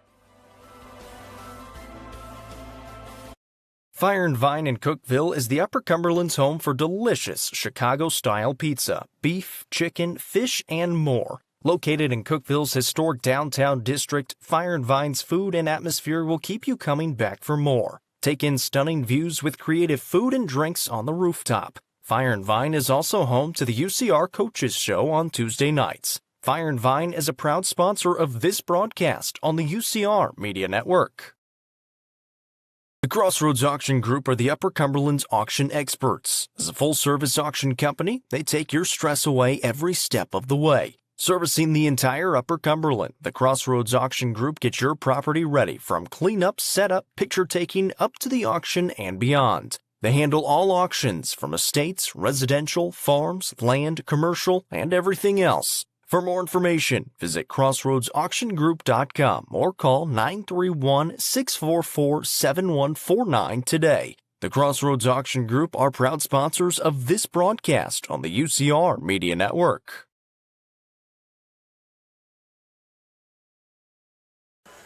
Welcome back to Baxter as we get you ready for the boys' game. As this one is going to be pretty fun as well. The Summit boys are 4-3 on the season, or 4-2 on the season. Started the year 4-3. Let me correct myself again. 3 losses to start the year, but against 3 good teams: Riverdale, Gallatin, and Clarksville Northwest, and all pretty close. 59-55 loss against Riverdale, 69-58 against Gallatin, 55-52 against Clarksville. Since then, they've won 4 in a row against Lebanon, Columbia, Fairview, and Forest. They beat Forest last night 76-50. For the Bees, of course, just 2-1 on the year. Have only played those 3 games, but they really haven't had this many players on the roster so far this season, so they've been very limited. Of course, the football team, playing in some game called the state championship tomorrow, haven't been able to lend all of the players that will finally come over once they are done, and that is going to be a scary boys team. But this boys team, they've started off really well. 2 wins against Laverne and Wilson Central. Their only loss against a really good Brentwood team. That Brentwood team had a 6'8 player, and that's pretty tough to go up against when you're not full strength. Yes, it is. When you got, you're starting 5, I guess, as a starting quarterback on the football team, and then you got your 4 was Clayton Harris, and or vice versa right there. And he's got a lot of size, and a lot of strength, and it's over there playing. And they'll be back, and this team will change dramatically in the next 3 to 4 weeks. But they're not here tonight, so let's concentrate on who is here, and then. But before we get there, he's got 2 more that may not play tonight. I got one with an illness in Collier Bush, who transferred from Clark Range, a really good player. And you got a Landon Hall sophomore. He's got a bum ankle. So I think Bobby's going with 6-7 tonight, 6 maybe. Whew, that's going to be tough. Unfortunately, they've got some of the younger guys out there at least warming up, so they'll at least, it looks like they might have 8 or 9 on the full roster, but we'll see depending on how many he uses, like you said. Kind of depends on if they get into foul trouble. For this Summit team, I mentioned that they've won 4 games in a row. It's a team that's got a lot of seniors and juniors, but they also have a new head coach. A really interesting new head coach for them. Mr. Thad Burgess comes from Georgia, where he's been a head coach for over 20 years in Georgia, and he was in Alabama before that. He's a native of Auburn, Alabama, and he went to Auburn University, and he played basketball at Auburn University, so he knows the game pretty well. He's been doing it for some time, and it's going to be a fun matchup between these 2 head coaches. It is. It's just going to be, one thing about Upperman, they're going to be disciplined. They're going to, if they're going to come in man to man, that'll be tough. Whoever's having to guard the 0.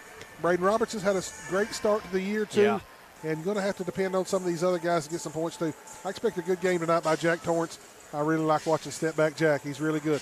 Ty Cobb was the BCAT Player of the Week this week in 7 AAA, 24 points in a win over Wilson Central, and the game winner in a tie ball game. He drove it in, missed it, got his own rebound, back up and good at the buzzer. and sent his team to the second win of the season. That was without Brain Roberts for the final 4-5 minutes of the game after suffering an injury to his face. He came out and he did not come back in. He probably could have, but they didn't really need him, especially early on in the season. You don't want to risk anything else. But Brain Roberts was playing really well in that game. He has played really well to start this season. Like you said, Jack Torrance has played well, Evan Huddleston as well. Isaiah Helms I've been impressed with inside. I mean, he's really being relied upon inside. And then you've got a freshman in Sissom who will spell him at times. Yes, and Isaiah's played hard. Isaiah gives you everything he's got while he's out there. Great teammate, great team player, gets after it the whole time. And Finn will come in. Finn's no stranger to basketball either. He was part of that state championship middle school team last year. They're led by zero. I mean, Ty Cobb is great. He's a freshman. He's a really good player. I tell people all the time, they're going to state, they're this and another. Ty Cobb is 15 years old. Yeah. Let the kid play. Let the kid grow up. Don't put as much pressure on him as you have to. He's still a young man, and going to be a really good player in this for this school. Just don't put a lot of pressure on him. You know what I'm saying, Jacob? Just let him be him. And I think, fortunately, we'll finally see him at full strength for the first time tonight. He's dealt with some illness. He's dealt with some injury, but has played in all 3 games to start the season, and he has played well in those 3 games, and so it'll be fun to see him here on the home court for the first time tonight. We'll take a break. When we come back, we'll bring you the starting lineups and tip-off on the other side as you get ready for Upperman basketball presented by Nick's Restaurant, the Frontier Chevy UCR Media Network.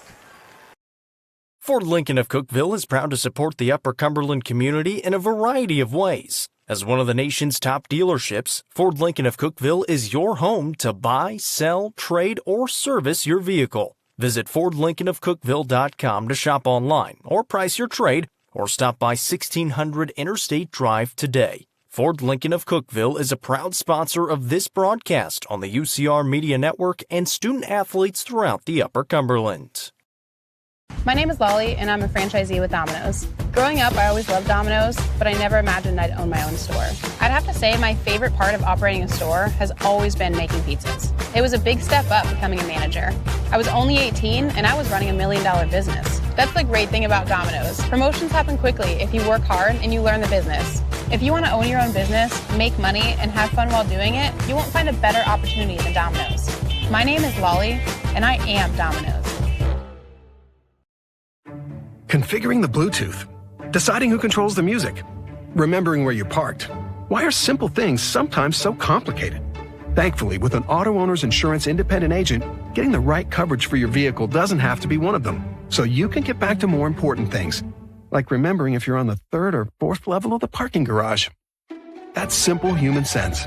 Visit swallowsinsurance.com or call us today, 931-526-4025. Protecting your future. It's what we do. Frontier Chevrolet is under new management with a community focus and a huge selection of new and pre-owned vehicles, including the 2023 Chevy Silverado and Chevy Equinox. Frontier Chevrolet should be your first stop. Call Frontier Chevrolet today at 931-823-1255 or visit them online at caseyschevy.com today. Frontier Chevrolet is proud to sponsor this broadcast on the UCR Media Network. From the sports field to the hunting field, our friends at Hall Sports and Outdoors can outfit anyone. Located in the heart of Jamestown at 207 South Main Street, Hall Sports and Outdoors carries everything from kayaks, fishing gear, and camo to guns and ammo. With top brands such as Columbia, Timberland, Under Armour, Asics, and much more, nobody can top their selection. Need some custom gear for your team? They also offer uniforms, gear, and custom embroidery. Stop by and see them at 207 South Main Street in Jamestown. Hall Sports and Outdoors, proud sponsor of this broadcast on the UCR Media Network. This new construction open split bedroom plan in the Honeybrook subdivision has 1,560 square feet, 3 bedrooms, 2 baths, and features a tankless water heater, natural gas heat, and central air. Best of all, the owner is offering $10,000 credit at closing, which you can use for closing costs, a 2-1 buy-down, or price reduction. For more information, call Sonia Brown Real Estate at 931-979-7145. Sonia Brown Real Estate is proud to sponsor this broadcast on the UCR Media Network. Back here in Baxter as we get ready to bring you the starting lineups for both sides. For the Summit Spartans, they are 4-3 on the season. First-year head coach in Thad Burgess. First year at Summit, not his first year overall. He's been coaching for quite some time. I mentioned it. Played for the Auburn Tigers in college and then was a coach in Alabama and in Georgia after that. Their starting lineups will look like this as the lights fall and they get ready to announce the Bees starting lineups. For the Spartans, it'll look like this. Cade Lenfesti is a senior number 2. Derek Smith, a senior number 4. A junior number 13 is Keenan West. Marty Phillips is a junior wearing the number 22. And number 24 is Jerrion Tate, a senior. For the Upperman Bees, 2-1 on the season, they will look like this. It's Ty Cobb, the freshman, number 0. A sophomore, number 2, is Jack Torrance. Evan Huddleston wears the number 4. He's a junior. A senior, number 21, is Braden Roberts. And another senior, number 32, is Isaiah Helms. Of course, it's kind of a pieced-together starting lineup to start the season with the absence of the football players. When they get back, this Bees team is going to be dangerous. May take till about January because the Bees are still playing some football, and they'll be playing it until tomorrow. And, of course, it's tough going from football to basketball. You got to get it back into that basketball shape. But this Bees team has already been fun to watch this year with the players that they have. They have. You know, I remember when Donovan McAllister came back from that playing, you know, he was the quarterback, very good shape. It took him 2 or 3 weeks. He said, you know, I remember him saying, in football, you're 4 or 5 seconds. In basketball, you might have to go 2 or 3 minutes. You know, it takes a lot. So it'll take them a couple of weeks to get back. It'll be impressive to see what this young group does tonight because, hey, Summit don't care they're playing football. That's right. And you look down at that Summit bench, and we were talking about it in between the breaks as well, as they got a lot of length and they got a good amount of size, and that's something that this Bees team doesn't have a ton of right now. You got Helms inside. Of course, Cobb is pretty long. Roberts has a good amount of size, but past those 3, they don't have a ton. Sissom will come off the bench, but as a whole, Summit definitely has the advantage in that department. You know, it's going to be impressive right here. I'm really excited to watch Braden Roberts play right here for his senior year, and Isaiah Helms. I'm glad he's getting to play because when them other 2 bigs come back, you don't want to hope he's. That's just how good those 2 guys are. Exactly. Helms has had a good start to the season, but when you've got Bronston Chaffin, the freshman of the year a year ago, and Clayton Harris, another really good post player for the Bees, it's hard to find some time for Helms, but so, hey, he may be earning himself. Right there, yeah, know? They could be. They very well could be. It's going to be. We saw the Lady Bees going 9 deep. You could see this Bees team easily go 9-10 deep this season. It tells you how old I am right here, Jacob. I remember Ty looking just like AJ and Grayson over there in his little deal, so that's pretty impressive. Underway in Baxter, and the Bees will start out with the basketball first in those fresh new white uniforms. Those look pretty good. Yeah, awful clean. Ty Cobb with the basketball, 24 points in his last game against Wilson Central, the game winner as well in that Lebanon Key Manor Classic. There's Roberts. He played well, shooting the basketball very well before he got hit in the face. Cobb to the basket. Right hand is good. Nice little floater by Ty. And that's one thing that Noah and I have really been impressed with so far with the freshman is his decision-making is top-notch. He's really good. And they drop back in that defense that has been stifling as well against opponents so far to start this season. Summit with the basketball. They put up 76 points last night. There's a deep 3 from Marty Phillips. He can make it rain. That was deep for sure. This is a Summit team. They're going to shoot the basketball. 1 minute into this contest, they've got a 1-point lead. Cobb setting up the offense against, looks like a zone defense here for Summit. It looks like it might be a 3-2. Yeah, I think they're trying to take away that 3-point arc. But Jack Torrance with a big shot. Step back, Jack. Torrance says he doesn't care about it, and he knocks down his first Sonya Brown with American Way Real Estate 3 of the ball game. I love watching 2 play. Plays with a lot of enthusiasm and a lot of pizzazz. Look at that steal right here. He gets himself back in bounds. What'd they call? He got his feet back in bounds. I'm not exactly sure. He established himself. He sure did. Don't really know if he was in position to call that and didn't realize what he done. Unless it looked like he may have been calling a carry. That could have been the case. I don't know. But I'm not sure. Either way, it's a great play by Jack. Yeah, either way, it's back into the hands of Summit. They throw it on the right wing. This is Smith with the basketball. Smith takes it inside. We'll pull it back out. Being Good guarded defense. by Braden Roberts. Back underneath the basket. Oh. A whistle. He stepped out of bounds. It'll be going the other way. Great Good job defense by Braden right there. He used that baseline as an extra defender, pushed him over that way, stepped out of bounds. It's a good look by Summit on the inside right there. 2 minutes into this contest, the Bees have a 2-point lead, 5-3. Torrance on the right side, back to Roberts. Here's Cobb. Right back to him. And this Bees team, they're very content. Here's that play to Ty Cobb up top. There it is, a little alley-oop to Ty Cobb right there. Yeah, when you've only got 2 players at the bottom of the zone, you're going to have that a few times. Here's a deep 3 at the other end. That's no good. Cobb on a run out. 2 players in front of him. Step through. Ty Cobb finishes again. With the left hand. Somehow, 6 points. I think Coach is a little mad right now. He's already instilled some energy into this gym. Kick out for Summit. They trailed 9-3, 5:30 to play in the first. We've seen that little oop play run to Cobb a couple times already this season. Nice up and under there in the finish for Derek Smith. That's nice. Let me tell you something. Derek Smith is mad right now. I watched them run that in middle school time and time over with Ty for, 2-3 years, and it just worked to perfection right there on a back pick. Usually Evan Huddleston right there with a nice back pick. He comes up, this great entry-level pass by Torrance and just threw it down.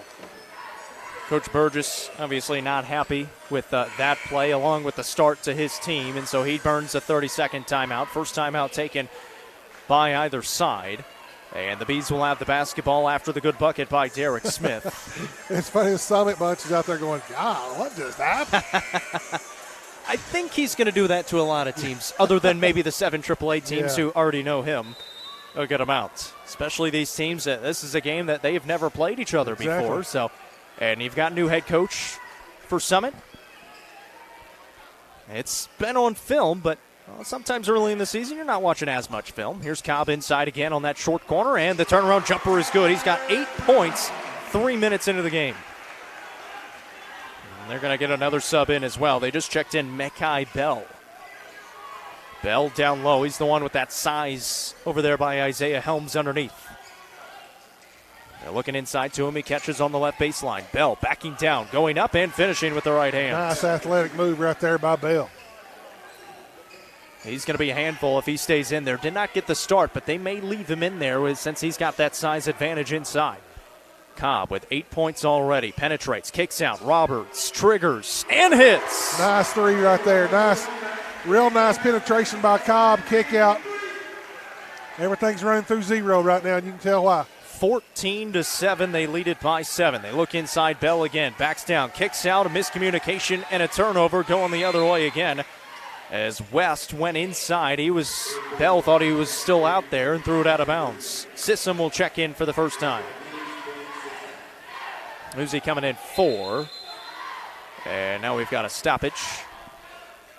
He's coming in for Evan Huddleston. There we go. They finally got it figured out. So they're going to bring in Sissom to try to combat some of that size is what they're doing.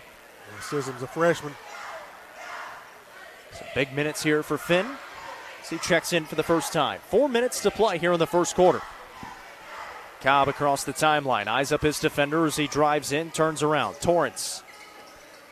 Top of the key. Back over to Cobb.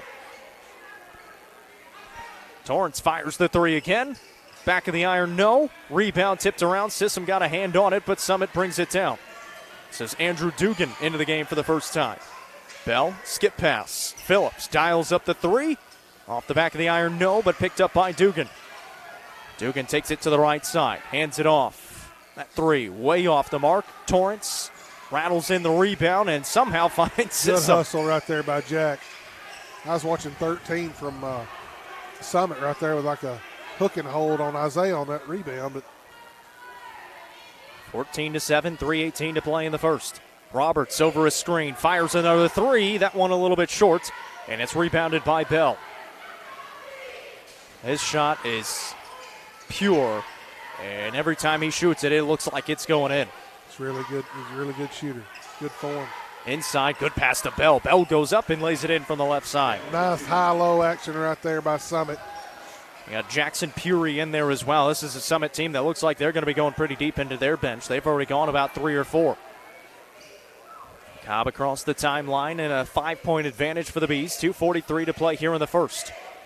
Good challenge here for this Bees team against a Summit team with a good amount of size. Roberts catches on the wing, finds Cobb in the corner. Thought about it, now puts it on the deck, pulls up from 15 and hits it again. He is perfect from the field. He has 10 points in the first quarter. Don't start that no-hitter stuff. Here we go. In the corner, now down low. Bell, he's had the number.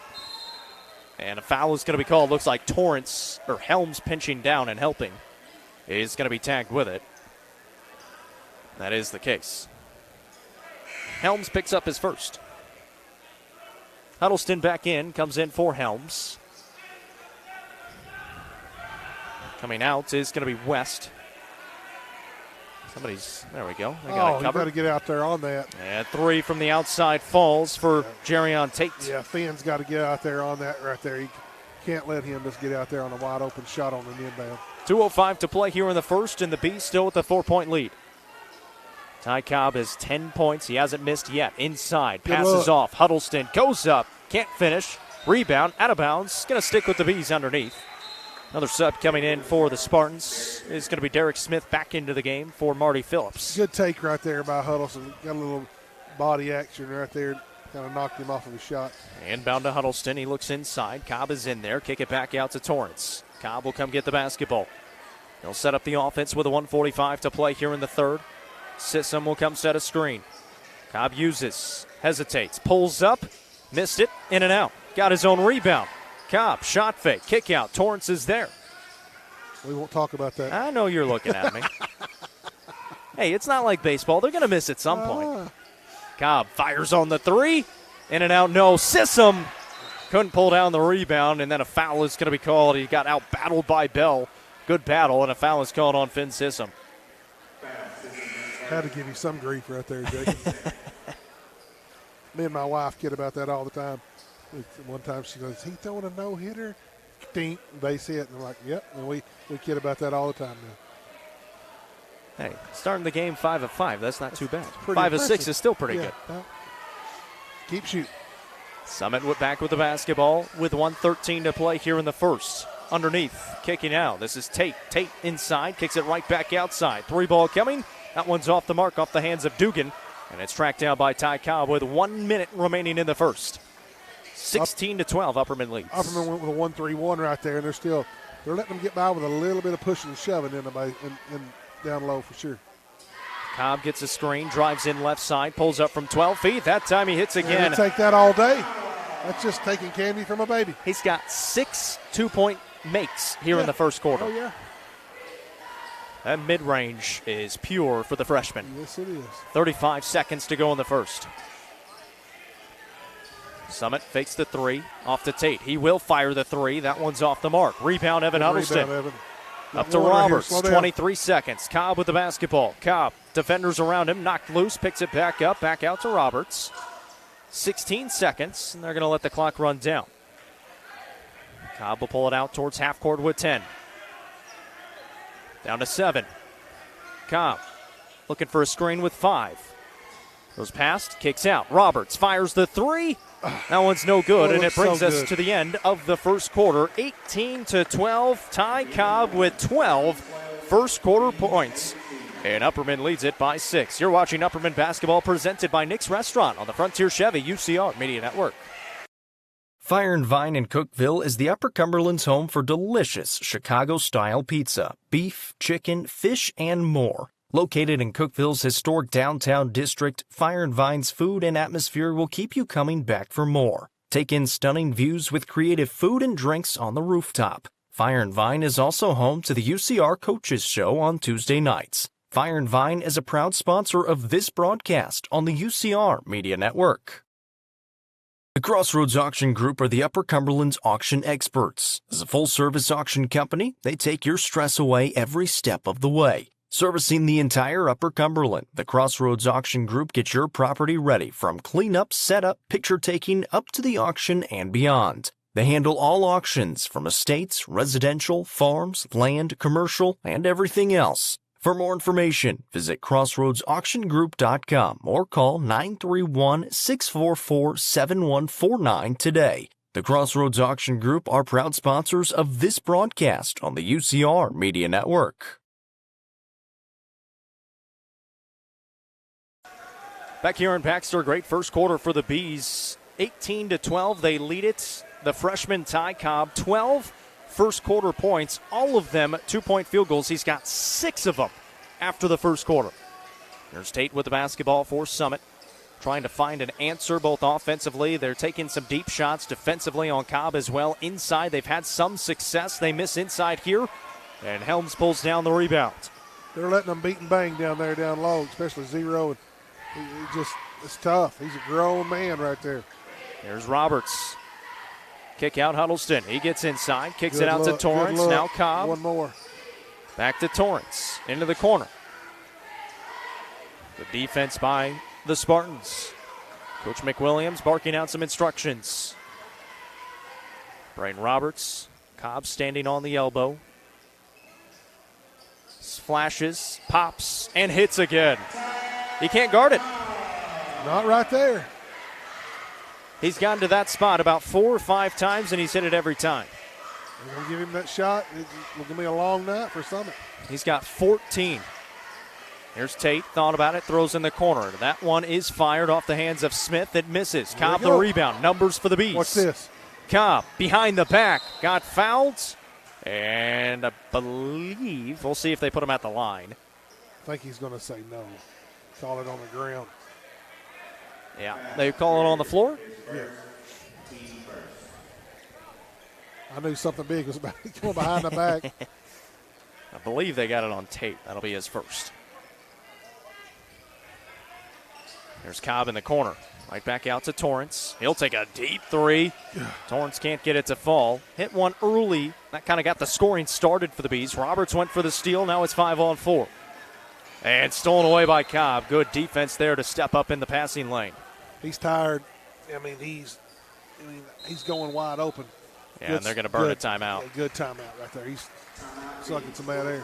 Yeah, this Bees team, they've got some players down there on the roster, but it's as far as varsity roster, they got about 6 guys out there that's it. that they're going to be able to use. That's it. So a full timeout taken by the Bees. We'll keep it right here for the time being. 20-12 is the score. The Bees lead it by 8 with 6:28 to play in the second quarter, and Summit just does not have an answer for the freshman Ty Cobb right now. He's got 14 points, and all of them have been in the mid-range or at the basket. I wouldn't be surprised if he don't change something up right here and go to you'd hate to see him go with a box, but go box and one triangle 2 or something. Kind of play that one-man zone almost. Yeah. You can't guard him man. There's. Yeah, he's going to get past whatever defender's on him. That's for sure. They started in that 3-2. They shot their way through that 3-2. And then they started to get into the middle of it, and Coach Burgess just kind of looking for answers right now. Like you said, can't guard him man-to-man unless you have an elite defender, and it seems like the Spartans might not have that elite defender. And even if you are an elite defender, it's still going to be tough against the freshman. And Upperman's going in a 2-3 to try to save a little bit of that. Man-to-man's going to put you. There's a 3 coming. That one's off the right side of the iron, picked up by Huddleston. Torrance looking out ahead. Cobb catches, fakes, back to Torrance. He's open. He fires a little bit deep. And the rebound finally pulled out of there by Bell. Tate is out ahead. They can't get him the ball. Now they finally do. He can't take the 3. One thing I like about Jack Torrance, it's next shot, next play. Keep going. Here's a corner 3. That one in and out, no good, off the hands of Puri. That ball out of bounds is going to stay with the Spartans underneath. And now we've seen that from Torrance again. Another one of those younger guys, but getting all kinds of playing time early on. Here's a 3 ball again from Puri. He can't get it to fall. Good job, Evan Huddleston, with the box out. He's got 5 or 6 rebounds right here in the first half. That's another one of those really athletic guys. Of course, so we see him out on the baseball field. Love that kid all the there. time. I coached him whenever he was like 7 or 8. He's just a great individual. Cobb, top of the key 3 on the way. That one a little bit short. That was blocked. Now, they're not going to say it was. Looked like it did get tipped just barely. Maybe on the way up. Yeah. And at least alter the shot on the way. Offensively for both sides, a little bit of a stalwart here in the second. Just 2-0 for the Bees. And like I said, Coach McWilliams is smart right here going to a 2-3 because it doesn't take as much. It takes effort, yes, don't get me wrong, but not as much as a man-to-man does. Good steal right there by Cobb. It creates a turnover. 5:07 to play in the second quarter. Cobb between the circles. Looks around. Gives it off to Roberts. Into the corner. Cobb looks inside, back to Roberts, off a screen, fires the three, in and out, no. They've gone a little bit cold from the field here in the second, 4:48 to play. They're tired, really, Jacob. I mean, they're – keep your feet. That jump shot up and no good. Rebound pulled out of there. Look here. By Huddleston, 2-on-2. Huddleston takes it in, little Euro step, had it knocked loose, throws it back out, and somehow Cobb ends up with the basketball. And it looks like both sides are tired. They're tired. I mean, yeah, they are. Of course, 24 over there. He's got his hands on his short, stretching them out. Summit's already played twice this week. They played last night as well. Helms inside. Good move. The right hand, no. Bell pulls down the rebounds. Watch a back door on this next go back right here with somebody, the Tide delivering a back door. They went man-to-man for Summit. This is Smith with the basketball. Off to Phillips. Fires another three and connects again. Marty Phillips from way downtown. Their first points of this second quarter. 3:49 to play in the second. It's a 5-point advantage for the Bees. And, yeah, you could tell both sides are just tired because usually this is a very fast-paced game, especially in transition, and it is very much slowed down. Oh, yeah. Roberts off the screen. Austin got it back. Hands it off to Torrance. Over to Cobb. Looks inside. Now he gets a screen from Helms. Had it knocked free from behind. Good wraparound there by Cade Lenfesti. Good defensive effort. Tate thought about it. Now he drives in, and Cobb comes up with a steal. Jumps up, finds Torrance in transition one-on-one, throws it up, and he draws the foul. Good way to go for contact right there. He knew he found himself underneath the basket. Jack goes up and creates contact. Now he's going to shoot 2 free throws right here. That'll be Derek Smith's first foul. The sophomore will head to the Sonia Brown with American Way Real Estate free throw line for 2 free throws. 5-point advantage for the Bees. They've only scored 2 points here in the quarter. Only 3 points for Summit. Total of 5 points scored in about 5 minutes of action here in the second quarter. And it's going to remain that way. Little flat, little knee and toe action right here. So Torrance will have another chance as they make a couple of changes. Peary checks back in. Keenan West in there as well. Sissom back in. Torrance second free throw, no. He goes 0 for 2 from the strike. Back at the other end, Peary with the basketball. Off to Dugan. He fires the three, and that one falls. His first points of the contest. And so now Summit finally getting back into the swing of things, trailing by 2. Cobb with the basketball. Back door. It's a double screen, throws it to Torrance in the corner. Torrance will pull it back out. Cobb on that right wing, looks at the defense. They'll reset. Huddleston, they're looking to maybe set it up. Yeah, it's coming. Lost it, loose on the ground, picked up by Helms. Thrown in the corner to Cobb. He fires the three, a little bit short again. And a foul underneath on Helms. It's been short on both. I think the first one was tip, but that one right there was short as well. So Isaiah Helms is going to pick up his second foul. It's the team's first here in the quarter with 2:24 to play in the second. Both the offenses struggled a little bit. Just 2 threes for Summit have kept them in the ball game. They trail by 2. Oh, Phillips, that's from that the is volleyball way line. downtown. Can't get it to fall. Another rebound by Evan. He has rebounded the basketball very well. Up it goes to Cobb. Throwing it to Roberts on the left side. He's going to fire a deep one. Can't get it to go. Sissom uproots a defender. He actually got taken down as well, and he's going to be tagged with a foul. He got taken down, and then he gets tagged with a foul because the guy, well, he was going for the rebound and fell over the top of it. That'll be his second foul. That's good by Sissom right there. He said, hey, sorry about that. He's a good kid. Freshman getting a good amount of playing time here in the second quarter. Inside, floater is up and good for Lenfesti. His first 2 points, and it's tied up at 20 apiece. It was a 6-point lead to start this quarter. It extended to 8, and is now tied at 20. Helms. It's inside, off to Sissom. Cobb trying to get loose, and it's stolen away. Lenfesti pokes it, but it's out of bounds, and the Bees fortunate to keep here on the near sideline. Just trying to find some rhythm offensively. The shots have not been falling. They've kind of settled for some threes on the outside, but some good defense as well. Again, this is a Summit team with a lot of length. We've noticed that, and it's coming to fruition here in this second quarter specifically. They've cut into that lead, and it's 20-20, and just trying to get something at the basket. Huddleston trying to get it to the basket. Helms comes up with a basketball. Great job, Isaiah. Great hustle play. Kicked it out to Torrance. Hustle play right there. You can tell he's tired as well. Yes. And Cobb is going to reset. 57 seconds to go here in the first half. Roberts spins. Backdoor. Oh, good. They were looking for it. Good defense by good Summit. Defense was number 2 there. Torrance will hand it off to Ty Cobb with 45 seconds to go here in the quarter. Tie ball game. And we saw the Bees. They wasted all kinds of time at the end of that Wilson Central game on Saturday. About 2 minutes to go in the game, and they just held the basketball. They're very content with holding and buying some time. Cobb around a screen. Lost his footing. Kicks it out. Huddleston catches. Back over to Torrance with 20 seconds. And kick it back out top.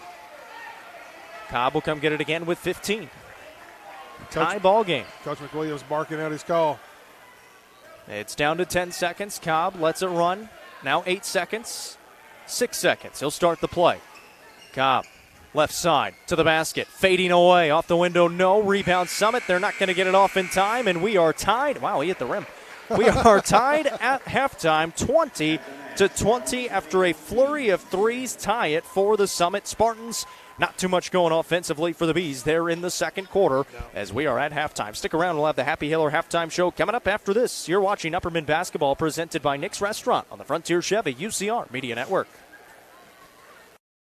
Ford Lincoln of Cookeville is proud to support the Upper Cumberland community in a variety of ways. As one of the nation's top dealerships, Ford Lincoln of Cookeville is your home to buy, sell, trade, or service your vehicle. Visit FordLincolnofCookeville.com to shop online or price your trade or stop by 1600 Interstate Drive today. Ford Lincoln of Cookeville is a proud sponsor of this broadcast on the UCR Media Network and student athletes throughout the Upper Cumberland. My name is Lolly, and I'm a franchisee with Domino's. Growing up, I always loved Domino's, but I never imagined I'd own my own store.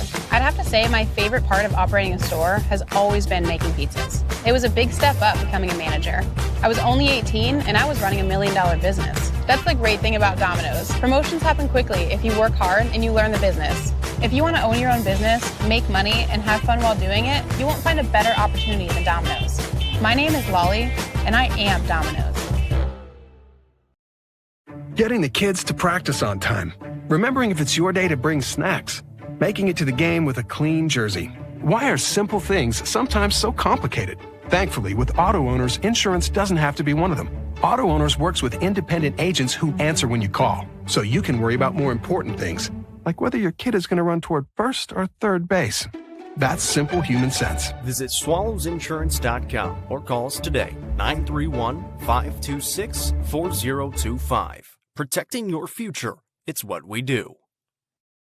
Frontier Chevrolet is under new management with a community focus and a huge selection of new and pre-owned vehicles, including the 2023 Chevy Silverado and Chevy Equinox. Frontier Chevrolet should be your first stop. Call Frontier Chevrolet today at 931-823-1255 or visit them online at caseyschevy.com today. Frontier Chevrolet is proud to sponsor this broadcast on the UCR Media Network. From the sports field to the hunting field, our friends at Hall Sports and Outdoors can outfit anyone. Located in the heart of Jamestown at 207 South Main Street, Hall Sports and Outdoors carries everything from kayaks, fishing gear, and camo to guns and ammo. With top brands such as Columbia, Timberland, Under Armour, Asics, and much more, nobody can top their selection. Need some custom gear for your team? They also offer uniforms, gear, and custom embroidery. Stop by and see them at 207 South Main Street in Jamestown. Hall Sports and Outdoors, proud sponsor of this broadcast on the UCR Media Network. This new construction open split bedroom plan in the Honeybrook subdivision has 1,560 square feet, 3 bedrooms, 2 baths, and features a tankless water heater, natural gas heat, and central air. Best of all, the owner is offering $10,000 credit at closing, which you can use for closing costs, a 2-1 buydown, or a price reduction. For more information, call Sonia Brown Real Estate at 931-979-7145. Sonia Brown Real Estate is proud to sponsor this broadcast on the UCR Media Network. Steel Technologies has been part of the Rutherford County community for over 35 years.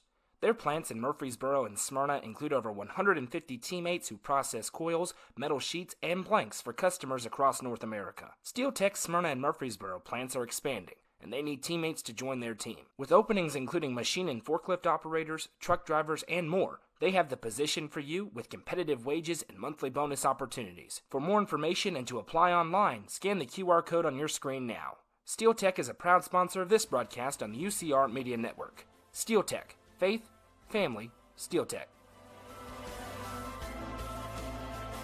Fire and Vine in Cookeville is the Upper Cumberland's home for delicious Chicago-style pizza, beef, chicken, fish, and more. Located in Cookeville's historic downtown district, Fire and Vine's food and atmosphere will keep you coming back for more. Take in stunning views with creative food and drinks on the rooftop. Fire and Vine is also home to the UCR Coaches Show on Tuesday nights. Fire and Vine is a proud sponsor of this broadcast on the UCR Media Network.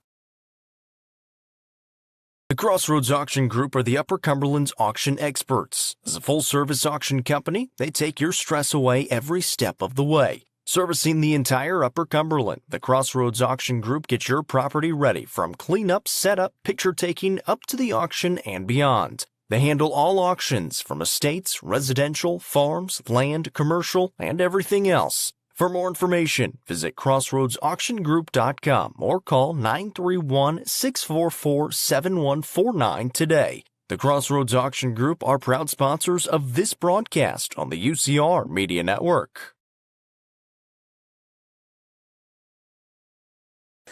Back here at halftime, it is the Happy Hiller halftime show. Our halftime score 20-20. Really good first quarter for the Bees, and then you could kind of see it in the second quarter. That tiredness has started to catch up to the Bees that are very shorthanded. You know, basketball is complimentary. You know, you look at that stat sheet up there, 14-3-3. Well, that's 20. That's all they got. Got to have somebody else to contribute. Whether it's an offensive rebound and a putback, got to figure out some way up there to somebody to do something, because zero, gets you a long way, but you got to have a little help right there for sure. It's very different for the Spartans, who have had 6 different players score in the first half. They're led by Marty Phillips with 6 points. He's drilled 2 very deep triples in the first half. 4 points for Bell, 3 points for Dugan, who knocked down a 3. 2 points apiece for Derek Smith and Cade Lenfesti. For the other side, for the Upperman Bees, it is Ty Cobb with 14 first half points. 12 of those came in the first quarter. 3 points for Jack Torrance and 3 points for Braden Roberts. Our halftime score 20-20. Let's bring you some scores from around the area, as some other Upper Cumberland girls basketball teams have been in action tonight. York Institute got a win over Stone Memorial 56-41. Cookeville got a win tonight over Farragut 41-24. Livingston Academy beat Clark Range 59-58. Cumberland County ekes out a win over Pickett County 55-52. Of course, Upperman beating Summit 43-30. White County beat Murfreesboro Central Magnet 68-52. Jackson County got a win earlier as well, as they are 5-1 to start the year, 55-35 over Van Buren County. And it looks like, I believe Monterey got a win. Yeah, they beat Scott 67-65, as those are all the scores from around the Upper Cumberland, at least on the girls' side. We'll see if we can't find any halftime scores on the boys' side around the Upper Cumberland. Our halftime score, of course, 20-20. It is 16-15. Cumberland County leads Pickett County by 1 starting in the second quarter. And that is all for the Upper Cumberland scores. We'll take a break. When we come back, second half on the other side, 20-20, our halftime score. This is the Happy Hiller halftime show. You're watching Upperman basketball, presented by Nick's Restaurant on the Frontier Chevy UCR Media Network. Ford Lincoln of Cookeville is proud to support the Upper Cumberland community in a variety of ways. As one of the nation's top dealerships, Ford Lincoln of Cookeville is your home to buy, sell, trade, or service your vehicle. Visit FordLincolnofCookeville.com to shop online or price your trade, or stop by 1600 Interstate Drive today. Ford Lincoln of Cookeville is a proud sponsor of this broadcast on the UCR Media Network and student athletes throughout the Upper Cumberland.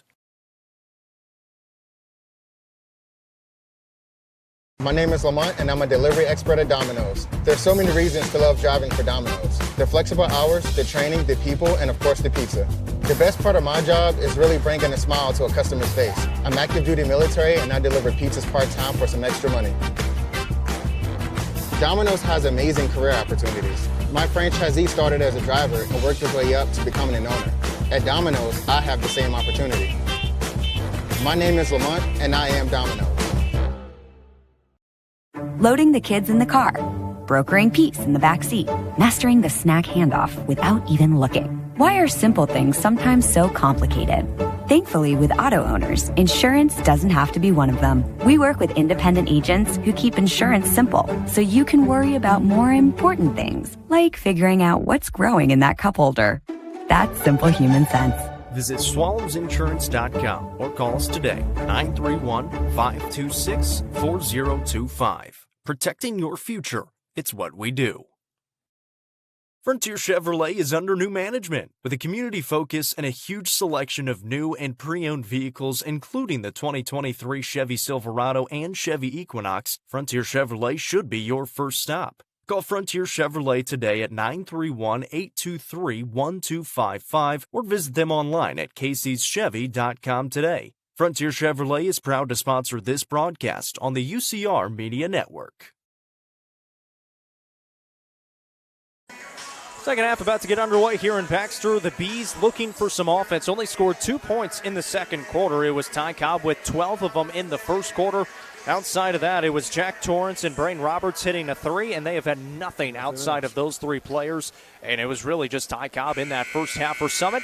6 different players have scored, but they are launching threes. Didn't hit a lot of them in the second quarter. They did hit 2 of them and were able to get it back to tied. And haven't really been able to find anything outside of that. So both offenses struggling in that second quarter. But you got to give a tip of the cap to the defenses as well for going out there. But you can tell this Bees team, they are tired. They have only gone one deep into their bench. It's been Finn Sissom off the bench, and he has been the only player used so far. You know, that's tough. I mean, he's got 8, 9 players on the football team, and like we said, Summit don't care. They just want to get after you right now. Yeah, you look at this Bees roster that I got in front of me. They have 20 players listed on it, but only have 6 of them serviceable here on the varsity roster tonight. Here's Huddleston to Torrance. Inside to the middle of that zone. Cobb got it tied up and stolen away. Out in front, Lefensky. Puts it up and finishes. You can't get that ball down there on the bottom. He's got to get it, get it up here where he can move it around. That's just, he'll get through that. Lenfesti has now 4 points in the contest, and it's the first lead of the ball game for Summit. Or second lead, I should say. They had one early on, 22-20. Here's Huddleston out near half court, throws it left side for Helms. Reverse around the perimeter, Torrance into the corner, Roberts. Inside, Huddleston faces up, back out Roberts as he looks around again. Roberts thought about it for a second to Huddleston. Takes it inside, kicks it out. Roberts is open. Roberts fires. Short, no good. Rebounded out of there by the Spartans. Smith will bring it up. He has struggled ever since hitting that first three. Hasn't been able to connect after that. It's like Torrance, he hit his first one and then struggled a little bit. They got to get something inside, try to get something to fall. But there's Phillips inside. Can't get the runner to go. Torrance has the rebound going the other way. Across the timeline up the right side. Back over to Huddleston. Top of the key, Cobb. Roberts in the corner again. Shot fake. Goes in, and they call a foul as Tate came out to try to block the three from Roberts. Tate will be tagged with his second. And that was good by Roberts to initiate a little contact right there, but nobody was on the help side. He just take it to the basket right there. 6:23 to play here in the third quarter. It's 22-20. Summit leads by 2. Will inbound. Throw it to Torrance. Get back out. Cobb will pull it out along the perimeter. Pulls up, looking around for some help. He's got Roberts. Doesn't use the screen. One-handed pass. Torrance into the corner. Huddleston fakes and throws it back out top. Huddleston, he'll take the three. Off the back of the iron, no, but it's out of bounds, and the Bees will keep it underneath. Last touch off the hands of Keenan West, who couldn't keep a handle on it. Cobb will inbound. Box set here for the Bees. 6 minutes to go in the third quarter. Roberts, he triggers the three. No good again. It's cold as ice. He just can't seem to find it, and that's a really good three-point shooter. Really good shot for sure. Back at the other end, Tate on the right baseline. Inside, up and under move is up and good for Keenan West. Yeah, it's a good play right there. He just got took baseline, went right to him, and then he went up and in. So he just does a really nice play. 5:38 to play in the third quarter. It's 24-20. Summit has built a 4-point lead here in the third. And the Bees still have not scored. Here's that play to Cobb. They can't get the pass to him. They have not scored since that Cobb turnaround bucket early on in the second. Here's a three from Cobb. Finally got it to go from the right side. Must take the lid off that basket down there for sure. It's a Sonia Brown with American Way Real Estate three for Ty Cobb, his first of the ball game after missing his first two. Tate at the other end answers right back. And all of a sudden we've got some offense. 5 minutes to go in the quarter. It's 27-23. Back up by 4 are the Spartans. Cobb gets a screen, kicks out. Roberts fakes, he got bumped, no call. Throw it back out to Cobb. He takes it in, pulls up from 14, blocked from behind. Tate in transition, hands it off. Phillips back to Tate. Tate goes up, lays it up and in. And a timeout taken by the Bees. Knew that was coming. A run by the Spartans has them leading by 7 with 4:42 to go in the third. It's a full timeout. We'll take it with them. You're watching Upperman Basketball, presented by Nick's Restaurant on the Frontier Chevy UCR Media Network. Fire and Vine in Cookeville is the Upper Cumberland's home for delicious Chicago-style pizza, beef, chicken, fish, and more. Located in Cookeville's historic downtown district, Fire and Vine's food and atmosphere will keep you coming back for more. Take in stunning views with creative food and drinks on the rooftop. Fire and Vine is also home to the UCR Coaches Show on Tuesday nights. Fire and Vine is a proud sponsor of this broadcast on the UCR Media Network. Back here in Baxter as we get ready to come out of the timeout. The Bees have given up a run to the Spartans, and they have been really in transition. The Bees uncharacteristically turning over the basketball and giving up some transition buckets. Yeah, you know, it's just the pressure right there. It is. Somebody else has got to step up and help out a little bit right here. It was a good pick from behind. They've got Lenfesky behind that blocked it away from Cobb, who went up for that patented mid-range jumper after he got past the initial defender. Yeah, it's a good play. He just got to go up, and he just come up behind him. There's inside to Cobb. He's open, goes up and lays it in, and he got a foul. Cobb will be at the line for one at the Sonia Brown with American Way Real Estate free throw line. The foul is going to be called on Keenan West. Good play right there. Get tied down low to get that bucket. Cobb now with 19 points. He had 12 of them in the first quarter, 2 of them in the second. He's got 5 here in the third. Makes it 29-25. A chance to cut into it even more, and he does. Makes it a one-possession game with 4:27 to play here in the third. As Bees team spreads out the defense and is going to meet Lenfesky out at half court. Phillips comes up to get the basketball. He crosses over, now being stopped by Cobb. Very spread out. Smith takes the jumper and hits it. That's a shot you want to give up right there. I mean, but knocked it down. A little 17-foot jumper is good for Derek Smith. 4 minutes remaining here in the third. 31-26 our score. Cobb on the top of the key, has Sissom there trying to set the screen, throws it to Huddleston, gets it right back, fakes the three, drives in, a little shot fake, tried to draw the contact and didn't get the call. And Summit's got it going the other way. Smith with the basketball after a little hesitation, goes up. Foul. Whistle. And we've got 2 free throws coming. Yeah, it should have been an offensive foul right there. He just bullied Jack. Foul's going to be whistled on Huddleston instead for the Bees, and it sends Derek Smith to the line for 2 free throws. And it did look like Torrance is in pretty good guarding position there. Was. Instead, Smith will be at the line here for 2 free throws. The first is no good.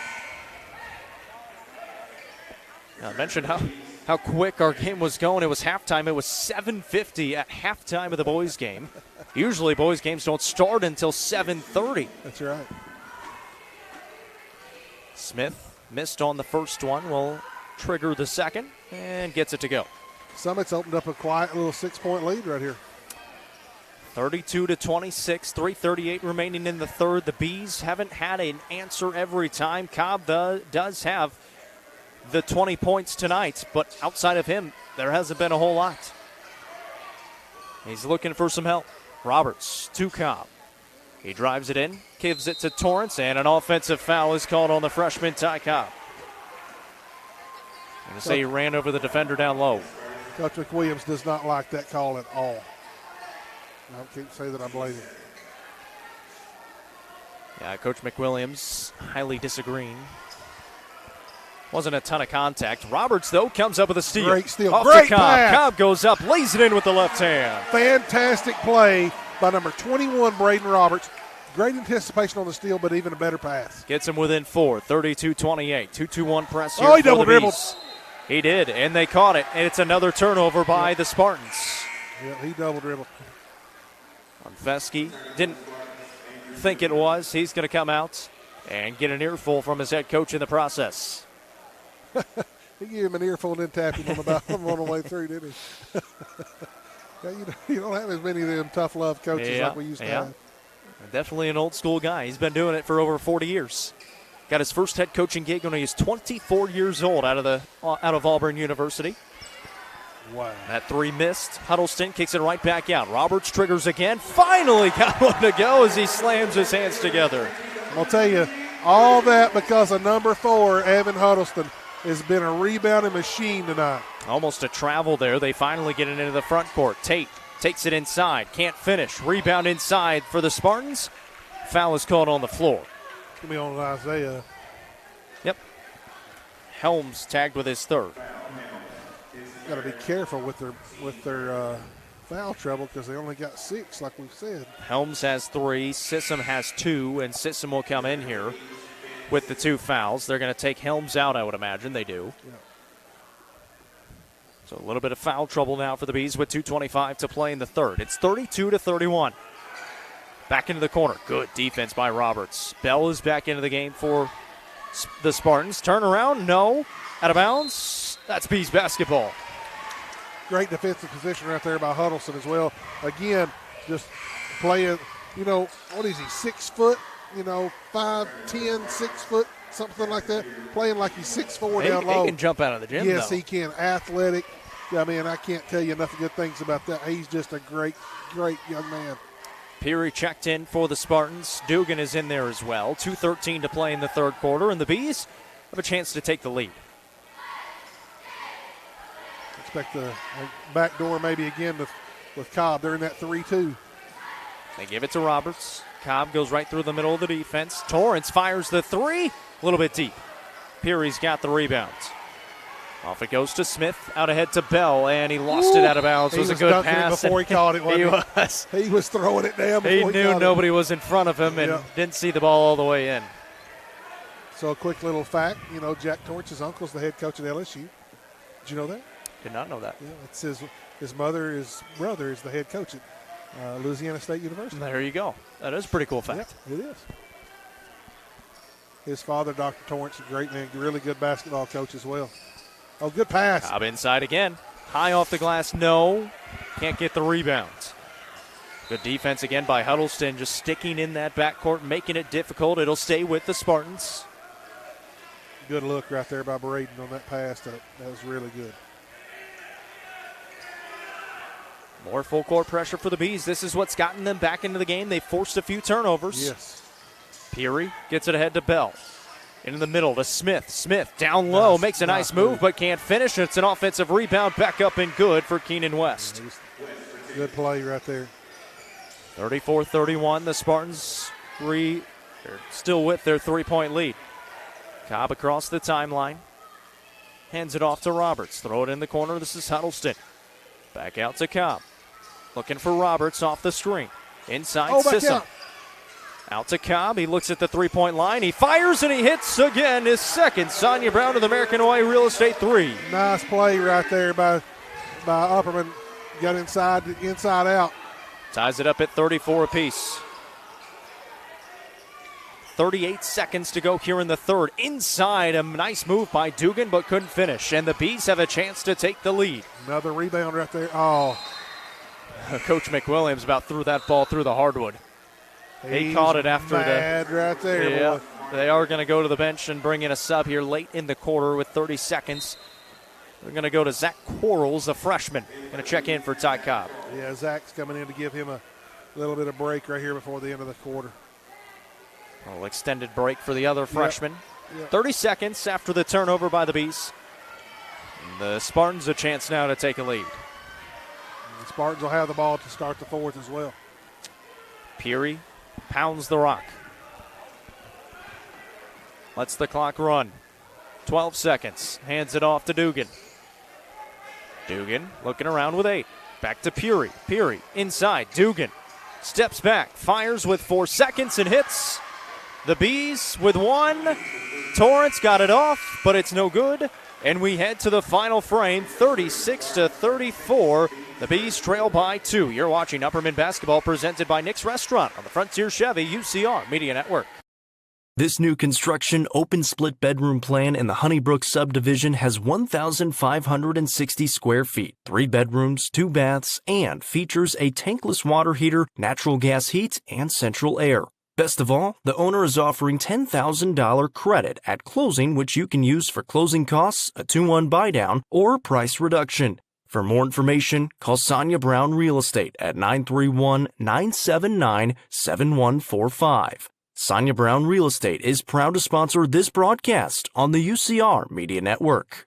Fire and Vine in Cookeville is the Upper Cumberland's home for delicious Chicago-style pizza, beef, chicken, fish, and more. Located in Cookeville's historic downtown district, Fire and Vine's food and atmosphere will keep you coming back for more. Take in stunning views with creative food and drinks on the rooftop. Fire and Vine is also home to the UCR Coaches Show on Tuesday nights. Fire and Vine is a proud sponsor of this broadcast on the UCR Media Network. Final frame about to get underway. The Bees trail by 2, 36-34. Very balanced attack. Dugan got a bucket to go before the end of the frame in the third quarter, and the Spartans start out with the basketball here in the fourth as well. Step back 3 on the way. High arcing shot somehow falls for Dugan. That was Coach Bobby just turned, kicked his chair. It wound up in the second row. And there is no chair sitting there. Look at little A.J. Asbury. Oh, look at that. Good for you. That's awesome. Cobb, he fires the 3 again. That one's short again. Coach McWilliams thought he got hit. At the other end, Peary to Dugan. Make that Phillips. Timeout. He's got the runner. Yeah, he's going to have to get something right here because that turnover right there by Braden, he was so mad about, cost him 2 points. He can come back and cost him 2 right there, or 3 to start the half. That's a 5-point turnover. It's 41-34. This was tied at 34 apiece before that initial turnover by the Bees with 30 seconds to play in the third. They went on a 7-0 run. Inside Cobb, he gets it to go. Got hit on the hand as well. He's got a new career high with 27 points. Could have been a and one right there. Peary into the front court. Minute and 17 seconds into this final frame. Inside to Phillips, splits 2 defenders, pulls it out along the perimeter. Good defense. Kicks it out. Dugan's open again. Another 3 on the way. Hits it again. Wow. How about Andrew Dugan? Not a ton of playing time. He has come in, and he's now got 11 points. Biggest lead of the game, 8 points right now. 44-36. Roberts. Over to Torrance. The offense trying to find some answers. Cobb's got 27 points, but outside of him, it's been tough sledding. Helms looking for Roberts. He could be a guy to get it going. And we got a foul called on Isaiah Helms. That's tough right there. Him and I believe it was Dugan, were just kind of battling out there as Helms was setting a screen, and then he was kind of trying to move out of it, so they call an offensive foul on Helms. And a timeout taken by the Bees. Coach McWilliams not happy. No, how do you say this? They got to be so careful in how they're playing right now, because just a turnover here, a turnover there, the kids don't understand how big a difference that is. In game awareness right there at the end of the third, and I don't mean to keep harping on that turnover, but whenever Braden threw that ball away, there was 30 seconds left on the clock. They come down, they got instead of us getting the last second shot, they get the last second shot and score. Then they get the ball back, hit the three, turnover, bucket. It's 7 points, Jacob. Yep. I mean, you just the difference between good and bad is very thin. Does that make sense? Yep. Especially with a team that's very shorthanded, Yes. only playing the 6 players Yep. tonight. They're very tired. It's tough to get back into games. You've got Ty Cobb, who's got 27 points, but outside of him, Brain Roberts has 6 and Jack Torrance has 3. That's it. Nothing else. And, you know, and I keep going back, Huddleston hadn't scored. I bet he's got 10 rebounds, maybe more. Yep. I don't know. He's got a bunch. And that's what he's doing. That's what he's got to do is he's the facilitator in there and got to get the rebound. Upperman needs to stop in a bad way right here. Yes, they do. 5:58 to play in the ballgame. That foul on Helms was also his 4th, so Finn Sissom is going to be in here for quite some time. Dugan in the middle, Puri down low, Bell. Bell trying to back down Sissom. Good defense by Finn. The tip up, no, and Cobb's got the rebound. Racing the other way. As Torrance next to him, now he looks for some help as he jumps up in the air. Torrance meets the basketball. Nice job by Jack Torrance to go get it. He will be fouled by Marty Phillips. Yeah, that was good defense right there. Good defense by number 3 to cutting the baseline off on. That's where Ty was going. That'll be the first team foul here in this 4th quarter for Summit, as Roberts will come across the timeline. Roberts takes it inside, kicks it out to Torrance. Wasn't quite ready for the basketball. It'll be another turnover. And something that we haven't seen a ton of from this Bees team early on this season has been turning over the basketball. So uncharacteristic play here in this second half so far for the Bees. But still in the ball game, down by 8 points, 44-36. Going to have to get it done defensively. Look Phillips, deep 3 on the way again. Short. Go. Huddleston the rebound. They've got numbers. Torrance inside. Charge. Draws contact, and an offensive foul is called. He was set. Good defensive play by number 11. Torrance will pick up his first. That'll be the team's second. The Bees will bring up the full court pressure and try to dial it up again. That 2-2-1, they have created some turnovers out of it. They have. Oh, they're getting a sub in. That's what's I going was on. wondering what was taking so long. What are we doing down there?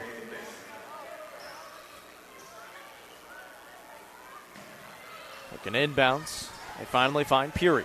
Back to Dugan. Being guarded by Huddleston. Gets past him. And a bounce pass to Phillips. Good press break there. Phillips, he's going to fire the 3. Hit it again. How about Marty Phillips? He steps in the gym and he's firing it away. Goodness. Up by 11. That hurt right there. He's got 11 points as well, the junior. 47-36. Here's Roberts in the middle. Can't get the runner. Bell the rebound. 4:42 to play. They're running out of time. They can get back into it, but they're going to need some stops. Yeah, they're going to need some stops and quick. They can't let Phillips shoot it. And Coach Burgess just kind of holding his hands up in the air saying, hey, we're up by 11. Let's kill some clock. Instead, Phillips, he's going to fire the 3. Missed it short, but a rebound for Dugan. Back out to Smith. Smith inside. Lost it. Picked up by Cobb. He'll go the other way. Cobb to the basket. Lays it up and in, and he got the foul. That'll help. That'll help. That'll help a lot.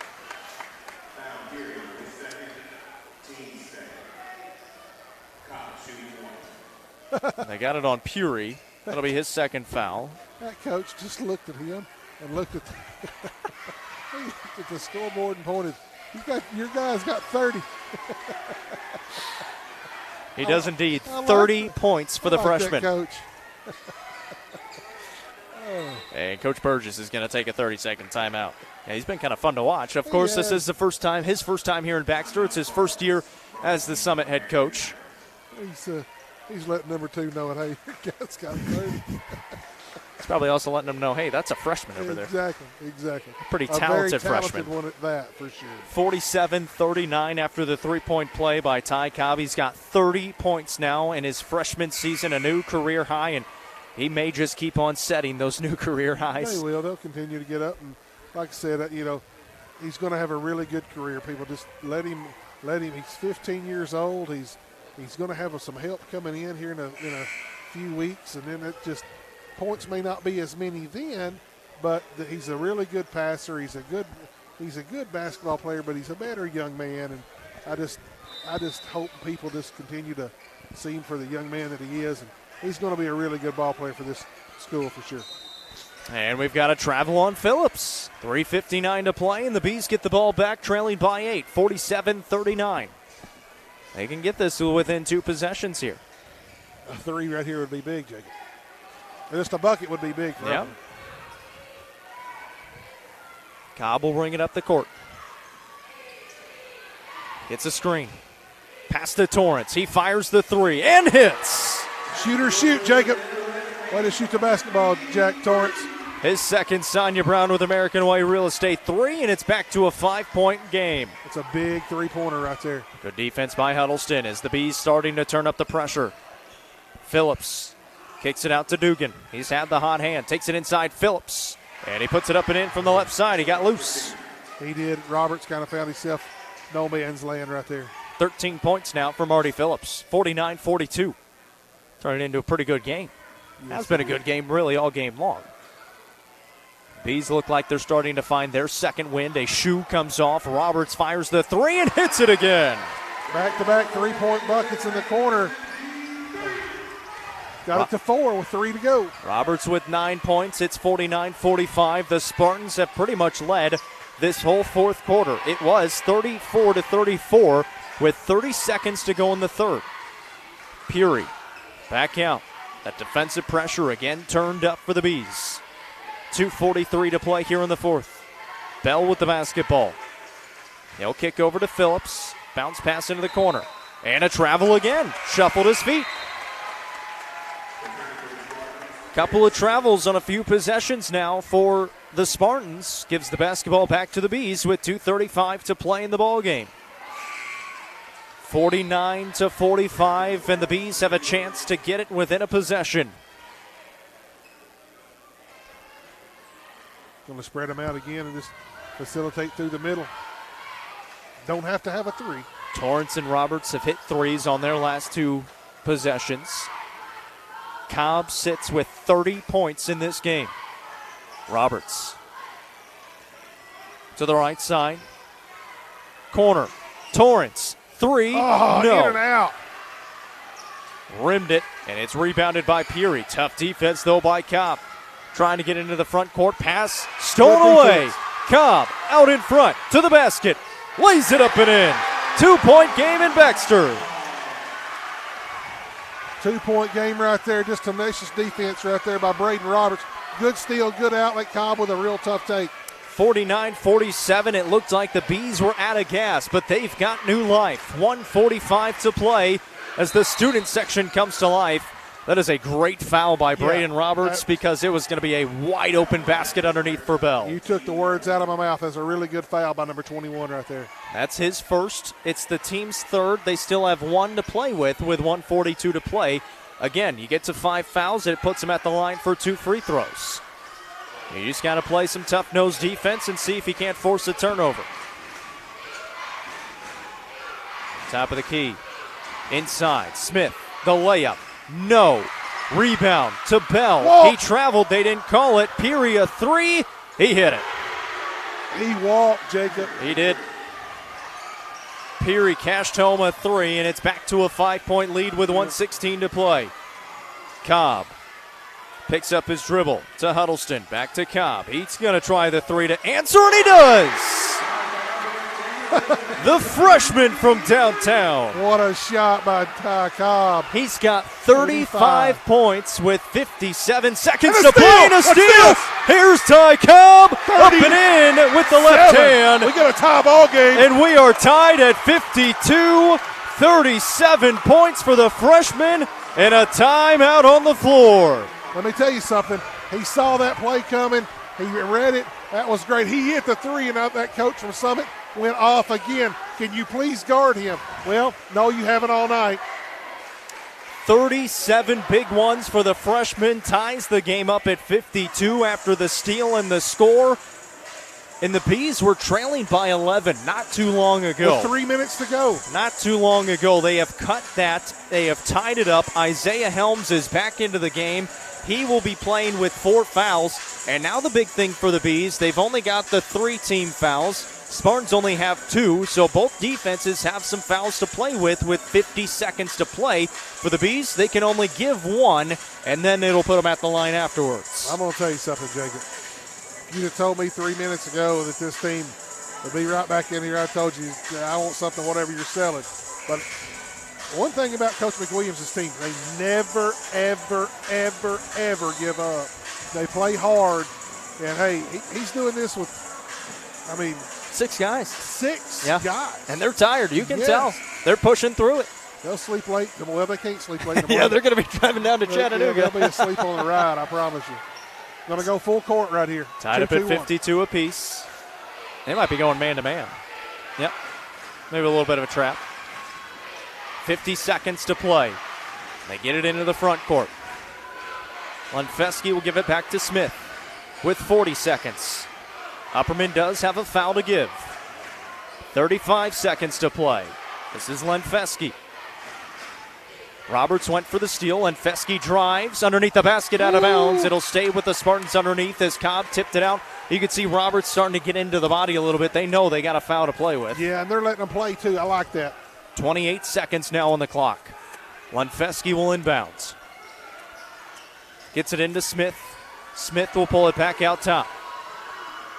Smith to the corner. Back to Smith. 20 seconds. Smith. And a timeout taken by Coach Burgess with 17.6 seconds to play here in the ball game. That'll be a full timeout.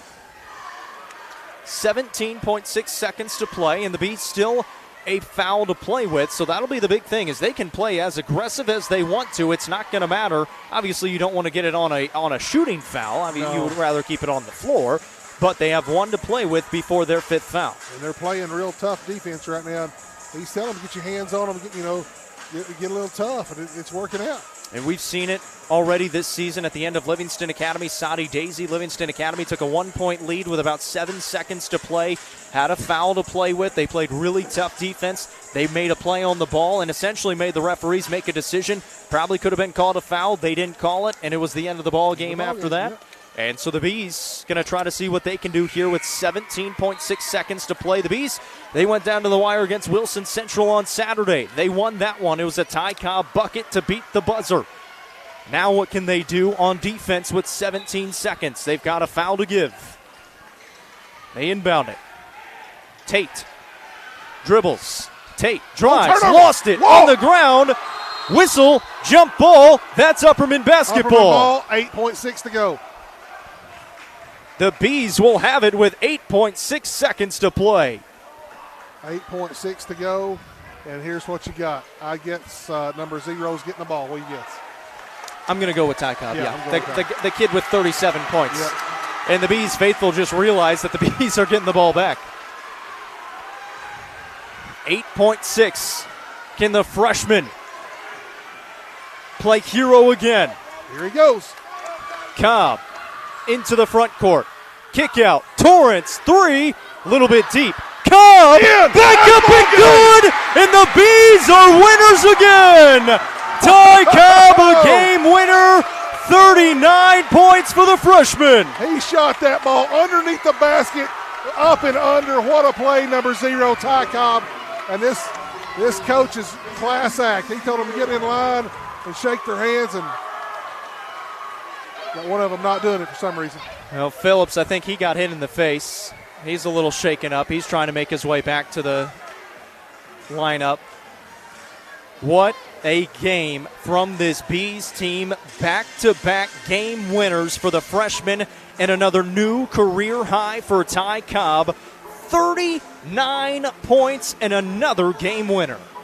That's a great, Ty played great. And like we talked about, he's what they had to have, and he did it. Look at these baseball boys out there telling him a great job. That's awesome. Evan Huddleston, Ty Cobb, Bobby, Alec, rookie, good for that. Good support all the way around. Ty Cobb, great job. Way to be where the ball was going to be too. He's not the biggest young man on the floor, but he played big. He played huge tonight. You could tell that adrenaline was in the arms of Torrance on the 3, and Cobb was able to read it on the back end underneath, just like you said. He was underneath the basket, just flipped it up, put enough English on it. It sat on the rim and fell in. And the freshman plays hero again. And I'll just go ahead and say it. I mean, I'll let you say it. The Nelson Trophy and Screen Printing Player of the Game.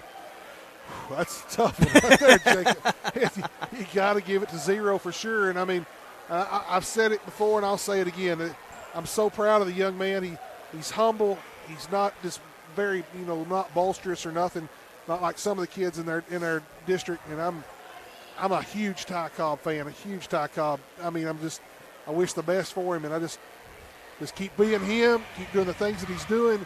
And, oh, man, the sky's the limit. Just keep doing his thing. But Ty Cobb, Nelson Trophy and Screen Printing Player of the Game. This is the Crouch team with Highlands Elite Real Estate post-game show. Let's take you through the scores for both sides. For the Summit Spartans, Cade Lenfesti had 4 points, 5 points for Derek Smith, 4 points for Keenan West, 13 points for Marty Phillips, 8 points for Jerryon Tate, 4 for Bell, 11 for Dugan, and 3 for Peary. For the Upperman Bees, they only had 3 players score tonight. 39 big ones for the freshman, a new career high in the player of the game. 9 points for Braden Roberts, 6 points for Jack Torrance, and the Bees improve to 3-1 on the season before they face Oakland coming up on Tuesday.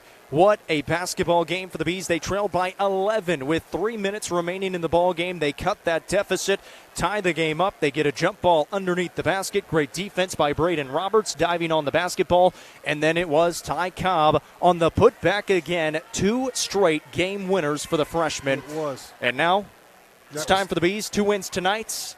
Now it's time, head down to Chattanooga. If you're still tuning in, you can either get on the road or you can wake up early like I'm going to do and head on down 111 to Chattanooga, where it is going to be bumping for the Upperman Bees in a huge game with the Pearl Cone Firebirds. We will be down there. We'll have UC Game Day morning at 8 a.m. Central Time. We'll have pregame show starting at 9, an hour-long pregame show right here on UCR. It will be audio only, but we'll go fully in depth. It'll be myself, Noah McKay, Justin Matheny, Jeremy Tallison, Hallie Ledbetter. We'll hear from Coach Kane. We got everybody down there. We got everybody down there. I want to tell you something. On that last play right there, Roberts was able to get the ball, but it was great defense by number 4, Evan Huddleston. Mm-hmm. He cut the baseline off. He was physical. The referee swallowed their whistle right there. It was a great defensive effort right there. I mean, that's a huge win for Upperman. It is. It is. I mean, shorthanded, very tired. That's a good Summit team. They fall to 4-4, but that is a pretty good Summit team in the 4A classification. One of the best coaching jobs I've ever seen Bobby McWilliams do, and he's really good.